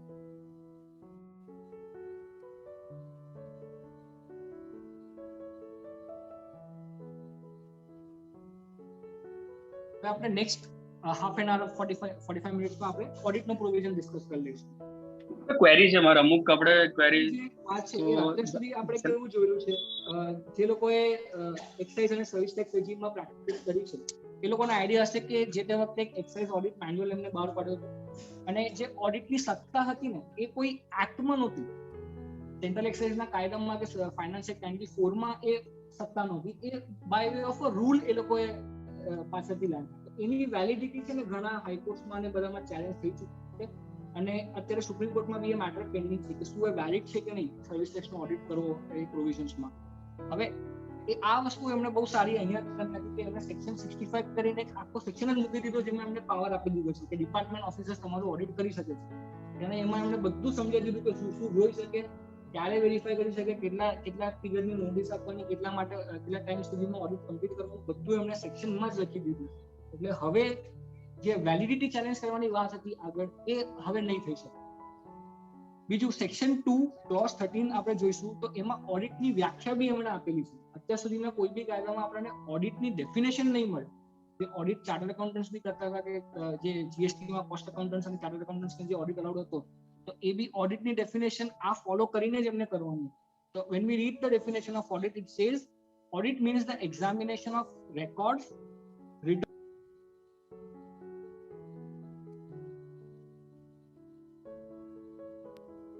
ઓડિટ કોનું થઈ શકે? રજિસ્ટર્ડ પર્સન નું જ થઈ શકે. જે વ્યક્તિ જીએસટીમાં રજિસ્ટર્ડ નહીં હોય એનું ડિપાર્ટમેન્ટ ઓડિટ ના થઈ શકે. હા, એને ત્યાં સેક્શન 67 પ્રમાણે ઇન્સ્પેક્શન, સર્ચ, સીઝર એ બધું થઈ શકે પણ ઓડિટનો પાવર જે છે એ ખાલી રજિસ્ટર્ડ પર્સન માટે જ છે. બીજું એ ઓડિટમાં શું એક્ઝામિન કરવાનું રહેશે તો જે બી રેકોર્ડ્સ રિટર્ન્સ તમે આ લોમાં એટલે કે જીએસટી લોમાં તમે ફર્નિશ કર્યા હોય, મેન્ટેન કર્યા હોય એ તો ખરા જ. એના સિવાય તમે બીજા કોઈ બી એની અધર લો ફોર ધ ટાઈમ એટલે કે માની લો તમે ઇન્કમ ટેક્સ કાયદામાં જે રેકોર્ડ્સ મેન્ટેન કરતા હો, તમે કંપનીઝ એક્ટ પ્રમાણે જે તમારા રેકોર્ડ્સ મેન્ટેન કરતા હો, તમે ફેક્ટરીઝ એક્ટ પ્રમાણે કોઈ વસ્તુ તમે મેન્ટેન કરતા હો, એ બધી એમને વેરીફાઈ કરવાની સત્તા છે. એટલા વાઇડ પાવર્સ એમને આપેલા છે. હવે ઓડિટ એટલે આ એક્ઝામિનેશન કરવાનો પર્પસ શું છે? તો to verify the correctness of turnover declare એટલે કે તમે જે ટર્નઓવર બતાડ્યો છે એ સાચો છે કે નહીં, તમે જે ટેક્સીસ પે કર્યા છે એ બરાબર છે કે નહીં, તમે જે રિફંડ ક્લેમ કરો છો એ બરાબર છે કે નહીં, જે આઈટીસી તમે અવેલ કરો છો એ બરાબર છે કે નહીં, અને અધર કમ્પ્લાયન્સ જે બી તમારા જીએસટી લોમાં બીજા બી અધર કમ્પ્લાયન્સ હોય. ફોર એક્ઝામ્પલ આપણું આઈટીસી 04 એ કમ્પલસરી છે જોબ વર્કના કેસીસમાં કે આપણે કોઈ નથી કરતું, બધાને જ ખબર છે. તો એ બી જો તમે ના કર્યું હોય તો એ બી વેરીફાઈ કરવાનો પાવર એમની પાસે ડિપાર્ટમેન્ટ ઓડિટમાં છે. હવે આમાં બે સેક્શન છે. સેક્શન 65 જે છે ડિપાર્ટમેન્ટ ઓડિટનો, અને બીજો એક સેક્શન 66 છે સ્પેશિયલ ઓડિટ. સ્પેશિયલ ઓડિટ એટલો રેલેવન્ટ નથી, બીકોઝ મેં છેલ્લા 10 વર્ષ 11 વર્ષથી જ્યારથી હું સીએમાં એઝ અ સ્ટુડન્ટ એન્ટર થયો હતો ત્યારથી અત્યાર સુધી મેં નથી જોયું કે સેક્શન સ્પેશિયલ ઓડિટનો સેક્શન સર્વિસ ટેક્સમાં બી યુઝ થયો હોય. બેસિકલી સેક્શન 66 શું કહે છે કે જ્યારે કોઈ ઓફિસરને એવો ડાઉટ લાગતો હોય કે એને એવું લાગે કે એક્સપર્ટ ઓપિનિયનની જરૂર પડશે મને, તો એ કોઈ ચાર્ટર્ડ એકાઉન્ટન્ટ કે કોસ્ટ એકાઉન્ટન્ટને અપોઇન્ટ કરીને તમારો ઓડિટ એમની પાસે કરાવી શકે રિસર્ચ પર્સનનો, અને એ પછી 90 દિવસમાં એની રિપોર્ટ સબમિટ કરીને અને એના બેસ પર પેલો એક્શન લેશે આગળ. એટલે કે એને એવું લાગતું હોય કે આ કોમ્પ્લેક્સ કેસ છે અને મને કદાચ નહીં ખબર પડે તો એક્સપર્ટ ઓપિનિયનની જરૂર પડે તો એ સીએ અને કોસ્ટ એકાઉન્ટન્ટને હાયર કરી શકે. હવે એવું થવાનું છે ને, કારણ કે કોઈ ઓફિસર એવું તો નહીં કે ભાઈ મને નહીં આવડતું એટલે સીએને આપવું, એ પોતાને તો એટલો એ નહીં ફીલ કરાવે. એટલે આ સેક્શન કોઈ દિવસ યુઝ જ નથી થતું. એટલે આપણે ટાઈમ રહેશે તો આપણે ડિસ્કસ કરીશું. બાકી આપણે અત્યારે ફોકસ આપીએ સેક્શન 65 જે ડિપાર્ટમેન્ટ ઓડિટનો છે એના. હવે આ સેક્શન 65 તમે જોશો તો એમાં 7 સબસેક્શન છે અને એનો રેલેવન્ટ રૂલ છે 101 અને એમાં બીજા સબ રૂલ્સ છે. હવે rather than going into the act and rules, મેં શું કર્યું છે કે ડાયાગ્રામેટિકલી બધા જે પોઈન્ટ્સ છે એ કવર કરી લીધા છે. તો આપણને એક એક ક્વેશ્ચન આપણે એક એક ડિસ્કસ કરી લઈશું કે જ્યારે ડિપાર્ટમેન્ટ ઓડિટની વાત થાય તો સૌથી પહેલો પ્રશ્ન આપણને આવે કે ભાઈ કોણ કરી શકે છે ઓડિટ? ડિપાર્ટમેન્ટ તો ખરો, પણ ડિપાર્ટમેન્ટમાં કોણ કરશે? તો સેક્શન 65 સબસેક્શન 1 શું કહે છે કે either the commissioner or any officer which is authorized by him. Commissioner તો ખરો જ, પણ કમિશનર સિવાય કોઈ બી એને જેને બી XYZ જે બી ઓફિસર હોય, કોઈ બી કેડરનો ઓફિસર હોય, એને ઓથોરાઇઝ કરી શકે છે કે રજિસ્ટર્ડ પર્સનનો ઓડિટ કરી શકે છે. સેકન્ડ ક્વેશ્ચન આપણા મગજમાં આવે કે ઓડિટ કેટલા પીરિયડ માટે થઈ શકે? તો રૂલ 101 કે છે કે audit can be of a financial year, એટલે કે 17-18 છે, 18-19 છે, આખા ફાઇનાન્શિયલ યરનું થઈ શકે છે. આ તો પાર્ટ ધર ઓફ નું બી થાય. માની લો તમે વચ્ચેથી રજીસ્ટ્રેશન લીધો, તમે 1 ઓક્ટોબર 20 થી લીધો તો 20-21 માં તમારે 1-10-20 થી લઈને 31-3-21 સુધી, એટલે પાર્ટ ધર ઓફ નું બી થઈ શકે, કાં તો મલ્ટિપલ ધર ઓફ નું બી થઈ શકે. એટલે કે તમારે 17-18, 18-19, 19-20 એવું ક્લબ કરીને બી એ લોકો કરી શકે છે. નેક્સ્ટ છે કે નોટિસ કેટલા પીરિયડની આપવાની છે. જ્યારે બી એમને ઓડિટ ચાલુ કરવો હોય તો શું એવું છે કે ભાઈ તમારો પ્રીમાઇસિસમાં આવીને ઊભા થઈ જાય ને વખતે લાવો સાહેબ બધું કાઢો આપણે ઓડિટ કરીએ, એવું ના હોય. એમને એટલીસ્ટ સેક્શન 65 સબસેક્શન 3 પ્રમાણે અને રૂલ 101 સબ રૂલ 2 પ્રમાણે મિનિમમ 15 વર્કિંગ દિવસનો તમને એમને ટાઈમ પીરિયડ આપવો જોઈએ એડવાન્સમાં. જ્યારે બી એડીટી 01 જે નોટિસ છે ઓડિટની એ ઇશ્યુ કરવી હોય તો there should be at least 15 working ડેઝનો ગેપ હોવો જોઈએ. હવે વર્કિંગ ડેઝ બી આ લોમાં ડિફાઇન કરેલું છે. જ્યારે તમે સેક્શન 2 ક્લોઝ 27 જોશો તો વર્કિંગ ડેઝ કોને કહેવાય એ બી એમને ડિફાઇન કર્યું છે. હવે ટૂંકમાં તમને સમજાવું તો કોમન વર્કિંગ ડેઝ એટલે કે માની લો આપણે ગુજરાતમાં શું હોય છે કે બેઠા વર્ષની રજા હોય. હવે ઇન્ડિયા લેવલ પર નથી હોતી, એટલે સેન્ટ્રલ ગવર્મેન્ટ માટે એ રજા નથી, પણ સ્ટેટ ગવર્મેન્ટ માટે એ રજા છે. તો કોમન વર્કિંગ ડેઝ એ કહેવાશે કે જે બંનેની રજા ઇન્ડિવિજ્યુઅલી કાપીને જે દિવસો રહેશે ને એને કોમન વર્કિંગ ડેઝ કહેવાશે. તો એવી 15 દિવસની નોટિસ આપવાની, એવું આ લો સ્પેસિફિકલી કહે છે. હવે સ્કોપ શું છે? હવે ઓડિટમાં શું શું જોઈ શકે છે? ભાઈ જે ડોક્યુમેન્ટ્સ જેના બેસ પર તમે તમારા ચોપડા લખતા હો, સેલ બિલ છે, પરચેસ બિલ છે, તમારા એક્સપેન્સ વાઉચર છે, બેંક સ્ટેટમેન્ટ છે, એ બી જોઈ શકે છે. પછી જે તમે રિટર્ન્સ અને સ્ટેટમેન્ટ્સ ફર્નિશ કરો છો, જીએસટીઆર 3B હોય, 4 હોય, CMP 08 હોય, જીએસટીઆર 9 હોય, જીએસટીઆર 9C હોય, એ બધી વસ્તુઓ બી એ લોકો વેરીફાઈ કરી શકે છે. તમારો ટર્નઓવર કરેક્ટ છે કે નહીં, જે તમે એક્ઝેમ્પશન્સ લીધા હોય, તમે ડિડક્શન્સ ક્લેમ કર્યા હોય એ પ્રોપર છે કે નહીં, તમે જે રેટ ઓફ ટેક્સ અપ્લાય કર્યો છે, આમાં જેવું કે સેનિટાઇઝરના કેસમાં થયું હતું, સ્ટાર્ટિંગમાં લોકો 12% લગાડતા હતા એને મેડિકમેન્ટ કન્સિડર કરીને, પછી ડિપાર્ટમેન્ટનું ક્લેરિફિકેશન આવે કે આના પર તો 18% લાગે, તો એ બી એ 12% કે 18% શું લાગે એ બી એ લોકો વેરીફાઈ કરી શકે છે. પછી જે તમે આઈટીસી લીધી એ બરાબર લીધી કે નહીં એ બી વેરીફાઈ કરી શકે. જે રિફંડ ક્લેમ કરો છો એ પ્રોપર છે કે નહીં. એના સિવાય બીજા બી જે બી તમારો કમ્પ્લાયન્સ હોય આ એક્ટમાં, એ બધા કમ્પ્લાયન્સીસ એ લોકો પ્રોપર ઓફિસર વેરીફાઈ કરી શકે છે. હવે ઓડિટ ક્યાં કન્ડક્ટ થશે? સેક્શન 65 સબસેક્શન 2 શું કહે છે કે ઓથોરાઇઝ ઓફિસર્સ જે છે એ કાં તો રજિસ્ટર્ડ પર્સનના પ્લેસ ઓફ બિઝનેસ પર ઓડિટ કરી શકે, કાં તો એમની પોતાની ઓફિસમાં કરી શકે. હવે અત્યાર સુધી જે મને આઈડિયા છે કે અત્યારે તો એ લોકો બહુ નાના એસએસસીનું ઓડિટ નથી કરી રહ્યા, મોટા મોટા કેસીસ જ એમને હાથ પર લીધા છે અને એ બધા કેસીસમાં એમને એટલે મારા ઓપિનિયનમાં અને એમને મારી જે વાતચીત થઈ છે એમની જોડે એવી છે કે દરેક કેસમાં એ લોકો પ્લેસ ઓફ બિઝનેસ પર તો આવવાના જ છે. એટલીસ્ટ એક વિઝિટ તો એ લોકો કરશે. એવું નથી કે ઓફિસમાં થઈ જશે. કદાચ આગળ જઈને એવું એ લોકો કરી શકે કે નાના અસેસીસના કેસમાં એ લોકો એમનો ઓફિસમાં જ બધું બોલાવીને ત્યાં પતાવી દેશે. પણ અત્યારની જે સિચ્યુએશન છે એમાં આવ્યું છે કે પ્લેસ ઓફ બિઝનેસ પર તો એ લોકો આવવાના જ છે. હવે પ્લેસ ઓફ બિઝનેસ શું છે? તો સેક્શન 2 ક્લોઝ 85 જે છે એને પ્લેસ ઓફ બિઝનેસ ડિફાઇન કરેલું છે. પ્લેસ ઓફ બિઝનેસ જે છે એમાં નોર્મલી જ્યાં માણસ ધંધો કરતો હોય, માની લો એની ફેક્ટરી છે, એનો ગોડાઉન છે, એનો વેરહાઉસ છે, એ બધી જગ્યાઓ તો પ્લેસ ઓફ બિઝનેસ કહેવાશે. એની સાથે સાથે જ્યાં ટેક્સેબલ પર્સન એના ચોપડા મેન્ટેન કરતો હોય, માની લો કે કોઈ વ્યક્તિ એવી હોય કે એને ઓફિસ અલગ રાખી હોય, એડમિન ઓફિસ, જ્યાં એની બુક્સ ઓફ અકાઉન્ટ્સ મેન્ટેન થતી હોય, તો એ બી પ્લેસ ઓફ બિઝનેસના ડેફિનેશનમાં આવી જશે અને ત્યાં બી એ લોકો આવીને વેરિફિકેશન કરી શકે. એટલે જે લોકો પાર્ટ ટાઈમ અકાઉન્ટન્ટ રાખતા હશે અને એની ઓફિસ કશે બીજે હોય, તો એ કેસમાં એમની પાસે એ બી પાવર છે કે એને ત્યાં જઈને બી એ વેરીફાઈ કરી શકે છે એની બુક્સ ઓફ અકાઉન્ટ્સ.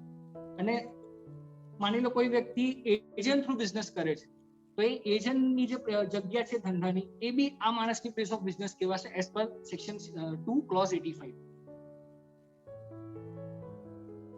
હવે ટાઈમ પીરિયડ કેટલો અલાઉડ છે ઓડિટ માટે, આ સૌથી ઇમ્પોર્ટન્ટ છે એકચ્યુઅલી આમ જોવા જાવ તો. બીકોઝ અત્યાર સુધી શું થાય છે કે લો એવું કે છે કે જ્યારથી ઓડિટ કમેન્સ થશે ને ત્યારથી 3 મહિનાની અંદર બધું પતાવી દેવું. કાયદો એવું કે છે. હવે કમેન્ટ્સ ક્યારે થશે એ બી અમને ડિફાઇન કરેલું છે સેક્શનમાં.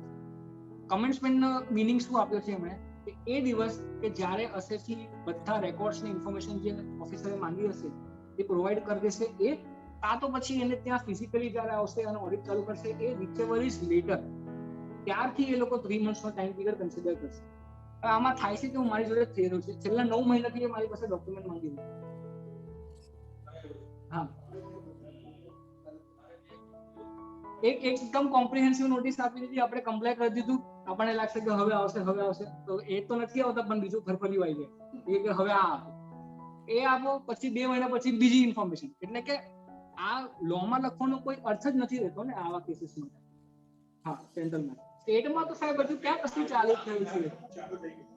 અચ્છા, ડિપાર્ટમેન્ટ ઓડિટનું સ્ટેટ સરસ. બાકી સરસ કહેવાય, એટલે ચાલુ કરે તો સારું છે, જેટલું વહેલું પતતું થાય એટલું. સેન્ટ્રલમાં એ સિસ્ટમ ફોલો થઈ રહી છે કે એ લોકો ઇન્ફોર્મેશન માંગવાનું જ એમનું પતી નથી રહ્યું. તો આ 3 મહિનાની સમય મર્યાદા ક્યારથી ચાલુ થશે કોઈને જ નથી ખબર. અચ્છા, આ 3 મહિનાનો પીરિયડ જે છે કમિશનર પાસે પાવર છે કે એને લાગે સફિશિયન્ટ રીઝન્સ હોય તો એને 6 મંથ સુધી બીજા એડિશનલ આપી શકે છે. અચ્છા, હવે એકવાર તમારે ત્યાં ઓડિટ એકચ્યુઅલીમાં થાય અને એને જે પ્રોપર ઓફિસરને જે ડિસ્ક્રિપન્સીસ નોટિસ થાય એ તમારી જોડે ડિસ્કસ કરશે અને એના જે ઓડિટ ફાઇન્ડિંગ્સ હશે એ 30 દિવસની અંદર, ઓડિટ પત્યાના 30 દિવસની અંદર તમને ADT 02 કરીને આપશે અને એમાં એ તમને ઓડિટ ફાઇન્ડિંગ્સ તમારા આપશે કે ભાઈ આ વસ્તુ અમને લાગે છે કે આમાં તમારો ઓપિનિયન શું છે તમે આપો. હવે આ કેસમાં બી જાણવું જરૂરી છે કે આ જે ADT 02 ઇસ્યુ કરવાનો જે પાવર છે એ કોને કોને છે. તો આ કેસમાં સેન્ટ્રલ જ્યુરિસ્ડિક્શનમાં પ્રોપર ઓફિસર જે છે એ ડેપ્યુટી કમિશનર કે અસિસ્ટન્ટ કમિશનર જ હોય છે. સુપ્રિન્ટેન્ડન્ટ તમને ADT 02 સહી કરીને નથી આપી શકતું. એવી જ રીતે અહીંયા ગુજરાત સ્ટેટમાં JC, DC, AC અને SPO બધાને પાવર આપેલો છે, એટલે કોઈ બી આપી શકે તમને ADT 02.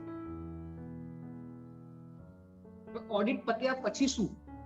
માની લો ઓડિટમાં એમને એવું લાગ્યું કે તમે કોઈ ટેક્સ પે નથી કર્યો, કે શોર્ટ પેડ છે, કે તમે કોઈ રિફંડ ખોટો લઈ લીધો, કોઈ ITC ખોટી લઈ લીધી, તો શું ડાયરેક્ટ રિકવરી થશે? ના. આ કેસમાં બી અમને કમ્પલસરી સેક્શન 73 કે 74 એમાં નોટિસ ઇસ્યુ કરવાની રહેશે અને એ પ્રોસિડિંગ્સ આગળ ફોલો થશે. હવે 73 આઈ ડોન્ટ થિંક સો કે કોઈ કેસમાં એ લોકો ઇન્વોક કરશે, એ એમના પ્રમાણે, કારણ કે ડિપાર્ટમેન્ટ જ્યારે કોઈ વસ્તુ શોધે તો એમના પ્રમાણે તો ફ્રોડ જ હોય. એટલે ફ્રોડ હોય એટલે એક્સટેન્ડેડ પીરિયડ આવી જાય એટલે સેક્શન 74 ની જ નોટિસો આવશે તમને.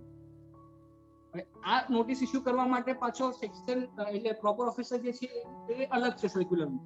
એટલે કે આના માટે સુપ્રિન્ટેન્ડન્ટને પાવર આપેલો છે. સેક્શન 65(7) માં એને તમારે શોકોઝ નોટિસ આપવી હોય તો સુપ્રિન્ટેન્ડન્ટ તમને આપી શકે, અને અહીંયાથી તો એ જ છે JC, DC, AC અને SPO.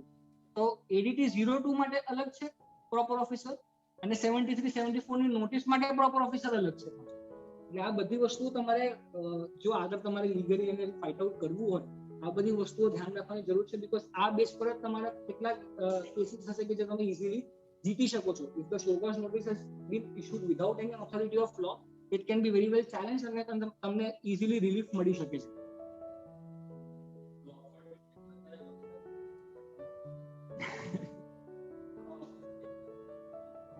એ જ છે મારો જે નેક્સ્ટ પોઈન્ટ છે ને એ છે કે તમે સેક્શન 65 સબસેક્શન 1 થી લઈને 5 સુધી જોશો ને તો ત્યાં એમને વર્ડ યુઝ કર્યો છે ઓથોરાઇઝ ઓફિસર. હવે ઓથોરાઇઝ ઓફિસર એટલે કે એ જેને કમિશનરને પાવર આપેલો છે કે તું જઈને ઓડિટ કર. અને જ્યારે તમે 65(6) અને 7 વાંચશો ને તો એમાં પ્રોપર ઓફિસર વર્ડ યુઝ કર્યો છે. અને એ પ્રોપર ઓફિસરને એમને સર્ક્યુલર થ્રુ બતાડ્યો બી છે કે કોણ પ્રોપર ઓફિસર. એટલે કે આ એક જ વસ્તુમાં 3 અલગ અલગ લોકો ઇન્વોલ્વ થઈ શકે છે. જે ઓડિટ કરવા આવશે એ અલગ હશે, એડીટી 02 આપશે એ અલગ હશે, અને જે છેલ્લે શોકોસ નોટિસ આપશે 73-74 ની એ પાછો અલગ વ્યક્તિ હશે.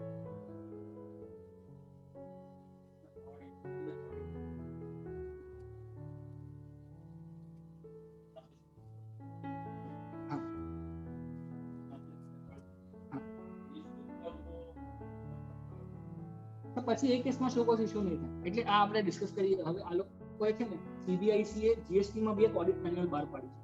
જેવી રીતના એક્સાઇઝ સીજી માં એમને ઓડિટ મેન્યુઅલ હતી ને એ રીતના એમને સીબીઆઈસી એ ઓડિટની મેન્યુઅલ 2019 માં બહાર પાડી છે. એ મેન્યુઅલ પ્રમાણે શું છે આપણે એક નજર મારી લઈએ. આમાં એક આખો એમને છે ને ફ્લો એક્સપ્લેન કર્યો છે. આ એમનો ઓફિસર્સ પર બાઇન્ડિંગ છે, આપણા પર બાઇન્ડિંગ નથી, પણ આ સમજવું બહુ ઇમ્પોર્ટન્ટ છે.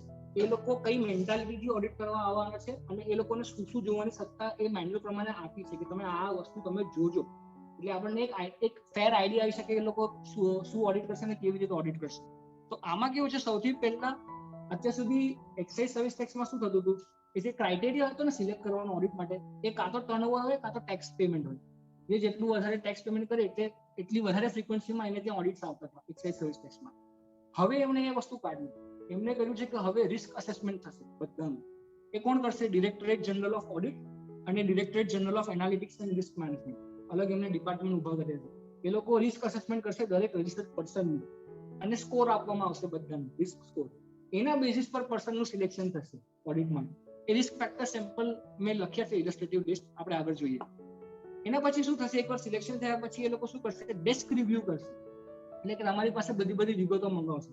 તમારો જીએસટી 1 આપો, 3B આપો, 2A આપો, એન્યુઅલ રિટર્ન આપો, ઓડિટેડ ફાઇનાન્શિયલ સ્ટેટમેન્ટ્સ આપો, XYZ જે બી વસ્તુ એમને ડોક્યુમેન્ટ જોઈશે એ તમારી પાસે મંગાવશે અને એને સ્ટડી કરશે, એને રીકન્સાઇલ કરશે બીજા થર્ડ પાર્ટી ડેટા જોડે એમની પાસે જે અવેલેબલ હોઈ શકે એ. અને એક તમારો રેશિયો એનાલિસિસ કરશે. દરેક અલગ અલગ જાતના રેશિયોસ કેલ્ક્યુલેટ કરશે અને એ ટ્રેન્ડ જોશે. એ બધી વસ્તુઓ એકવાર કમ્પ્લીટ થશે એના પછી એ લોકો ઓડિટ પ્લાન બનાવશે. ઓડિટ પ્લાનમાં એમને લખ્યું હશે કે ભાઈ આ એસએસસી ને ત્યાં કોણ કોણ જશે, ઓડિટ ટીમ કઈ હશે, કેટલા દિવસ સુધી ઓડિટ ચલાવશે, કયા એરિયાઝ જોશે, એ એરિયાઝમાં કયા રેલેવન્ટ ડોક્યુમેન્ટ્સ છે એ ડોક્યુમેન્ટ્સ જોવાના અને એને કેવી રીતે એની જોડે કોરિલેટ કરવાનું એ બધું એ લોકો ઓડિટ પ્લાનમાં લખેલું હશે એમના. એના પછી એ લોકો એકચ્યુઅલી તમારે ત્યાં આવશે અને જે તમારા ડોક્યુમેન્ટ્સ છે ફિઝિકલી વેરીફાઈ કરશે. એ ત્યાં પછી એમને મેન્યુઅલ પ્રમાણે એવું છે કે જે બી તમને ઇરેગ્યુલારિટીઝ લાગે એ તમે એકવાર રજિસ્ટર્ડ પર્સન જોડે ડિસ્કસ કરો. તમે મેન્યુઅલ વાંચશો તો બહુ સરસ છે. એમને એક જનરલ ગાઈડલાઇન્સ બી એમના ઓફિસર્સને આપી છે કે તમે જે છે ને ઓડિટ કરો ને તો જે બ્લેક એન્ડ વ્હાઇટમાં લખેલું છે ને એ જોઈને ઓડિટ ના કરતા. તમે પ્રેક્ટિકાલિટી સમજજો કે નોર્મલી ટ્રેડ પ્રેક્ટિસ શું છે અને કેવા ઇશ્યુઝ લોકોને આવે છે એ સમજીને તમે ઓડિટ કરજો. તમે બહુ એટલે રિજિડ ના રહેતા તમારા અપ્રોચમાં. એવી રીતના એ લોકોએ સ્પેસિફિકલી લખેલું છે. અને જે બી તમે ડોક્યુમેન્ટ્સ પર રિલાય કરો એ સ્પીકિંગ ડોક્યુમેન્ટ્સ હોવા જોઈએ એવું બી એમણે લખ્યું છે. એટલે કે તમે આડેધડ તમે પ્રિઝમ્પશન્સ અસમ્પશન્સના બેઝ પર કોઈ ઓડિટ ફાઇન્ડિંગ ઇન્ક્લુડ કરીને તમે ટેક્સ ના ભરાવતા. અને જ્યારે બી તમને કોઈ રેવન્યુ લીકેજ ના હોય એટલે કે રેવન્યુને નુકસાન ના હોય એવી કોઈ ઇરેગ્યુલારિટી નોટિસ થાય તો એ તમે સમજાવજો અસેસીને સારી રીતે અને નેક્સ્ટ ટાઈમથી પ્રોપર કમ્પ્લાય કરે એ રીતના તમે એને કરશો ને પ્રોવિઝન્સ ઇન્વોક ના કરતા. આ હદ સુધી મેન્યુઅલમાં લખેલું છે. હવે કેટલી એ સુધી ફોલો થશે એ તો ટાઈમ આપણને બતાડશે કે કેટલી રીતે એ લોકો ફોલો કરે છે આ મેન્યુઅલને. Anyways, yeah, it is binding on the department because it is a CBIC manual, but how far will they be implementing it, that is to be seen. તો એક વાર આ થયા પછી એ લોકોને એવું બી કહેવામાં આવે છે કે તમે સજેશન્સ બી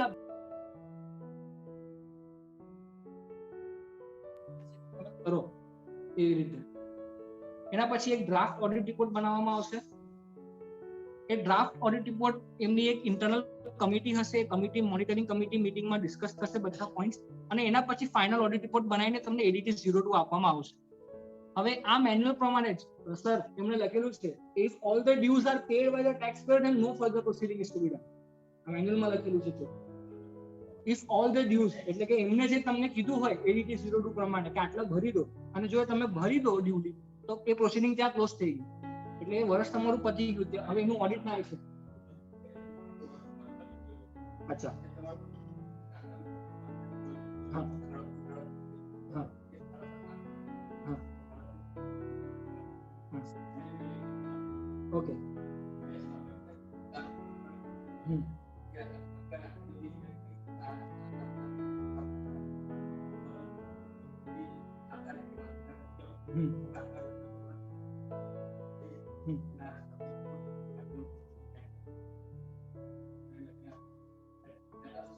એટલે સર એ ઓડિટ ફાઇન્ડિંગ્સ એટલે ફાઇનલ ઓડિટ રિપોર્ટ તો તમે ડિમાન્ડ કરજો જ આ કેસમાં હા યસ ફાઇનલ ઓડિટ રિપોર્ટ તો તમારે જોઈશે તો જ તમારી પ્રોસિડિંગ્સ કન્ક્લુડેડ ગણાશે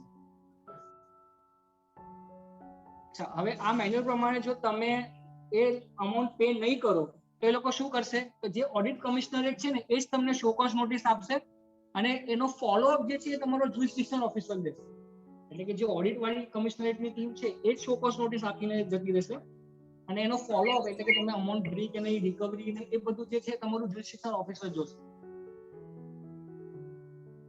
હવે આપણે આગળ જે વાત કરી ને કે રિસ્ક ફેક્ટર્સ પ્રમાણે તમારું રિસ્ક એસેસમેન્ટ થશે તે સેમ્પલ રિસ્ક ફેક્ટર્સ મેં લખ્યા છે માની લો તમારી પાસે લોકો કોઈ ઇન્ફોર્મેશન માંગીને તમે ના આપો અથવા તો તમે ડિલે કરશો અનનેસેસરી તો એનાથી બી તમારો રિસ્ક સ્કોર વધશે પછી તમારું આગળ ઓડિટ ના થયું હોય એક વાર તો એવા કેસીસ તમે પહેલા સિલેક્ટ કરશો જે લોકોની વચ્ચે ઓડિટની વચ્ચે વધારે ગેપ થયો હશે કે ભાઈ 5 વર્ષથી એનો ઓડિટ જ નથી આવ્યો એવા કેસીસને બી પહેલે સિલેક્ટ કરશો પછી જે તમારો નેટ પ્રોફિટનો રેશિયો હોય માની લો એક વર્ષમાં તમે 10% પ્રોફિટ બતાડો છો પછી તમે 15 બતાડો છો પછી તમે 5 બતાડો છો તો એવા કેસીસને બી એ લોકો પહેલા સિલેક્ટ કરશે પછી તમે જે રિફંડ લો છો કોઈ વર્ષમાં તમે ટર્નઓવર આટલો છે એનો 20% તમે રિફંડ ફોર એક્ઝામ્પલ લીધો નેક્સ્ટ યરમાં પછી તમે 50% રિફંડ ક્લેમ કરો છો પછી તમે 10% કરો છો તો આવા જે ટ્રેન્ડ્સ હશે એબનોર્મલ ટ્રેન્ડ્સ જે કેસીસમાં હશે એવા કેસીસ એ લોકો રિસ્ક ફેક્ટર પ્રમાણે એ લોકોને ક્લાસિફાઈ કરીને અસેસમેન્ટ કરીને એ કેસીસ પહેલા સિલેક્ટ કરશે હવે આ મેન્યુઅલ પ્રમાણે એમને 3 કેટેગરીમાં ડિવાઇડ કર્યા છે બધા રજિસ્ટર્ડ પર્સન લાર્જ મીડિયમ અને સ્મોલ હવે આનો કોઈ ક્રાઇટેરિયા નથી એઝ સચ કે ભાઈ ટર્નઓવર પ્રમાણે છે કે શું છે એમને કીધું છે કે ટર્નઓવર બી જોવામાં આવશે અને જે દરેક કમિશનરેટમાં કેટલા મેન પાવર અવેલેબલ છે એમની પાસે એ પ્રમાણે બી એ લોકો એવરી યર આ કેટેગરી ચેન્જ થશે કોઈક વાર તમે લાર્જમાં કદાચ ફોલ થાવ પછી કદાચ તમે મીડિયમમાં બી ફોલ થઈ જાઓ એસએસસી વધી ગયા કમિશનરેટમાં તો તમારો જે છે સ્કોર નીચે આવીને તમે કદાચ મીડિયમમાં ફોલ થઈ જાઓ અને એમને ડ્યુરેશન બી લખ્યું છે કે કેટલા દિવસનું ઓડિટ પતી જવું જોઈએ ફોર એક્ઝામ્પલ તમારે 1 વર્ષનો ઓડિટ કરવો હોય તો લાર્જ એસએસસીના કેસમાં 6 થી 8 દિવસમાં પતાવો મીડિયમના કેસમાં 4 થી 6 દિવસમાં પતાવો અને સ્મોલના કેસમાં 2 થી 4 દિવસમાં પતાવો અને આ છે ઇટ ટોક્સ અબાઉટ એવરીથિંગ હા સર એટલે સ્ટાર્ટિંગ થી લઈને એન્ડ સુધી બધું પતાવી દેવાનું એ તો કોઈ દિવસ થવાનું જ નથી આ ડેટ છે કે મહિના ડેટ છે 8 વર્કિંગ ડેઝ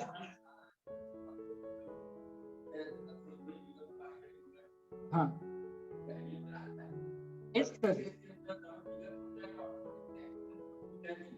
yes exactly એટલે આ પ્રોવિઝન મિસયુઝ જ થશે yes મેન્યુઅલમાં ડેટ લખેલા છે હકીકતમાં એ લોકો મહિના અને વર્ષ અચ્છા હવે ઇલસ્ટ્રેટિવ સેમ્પલ રેકોર્ડ્સ આપણે એક એક કરીને મેં બધા લિસ્ટ ડાઉન કર્યા છે કે લોકો કઈ કઈ વસ્તુ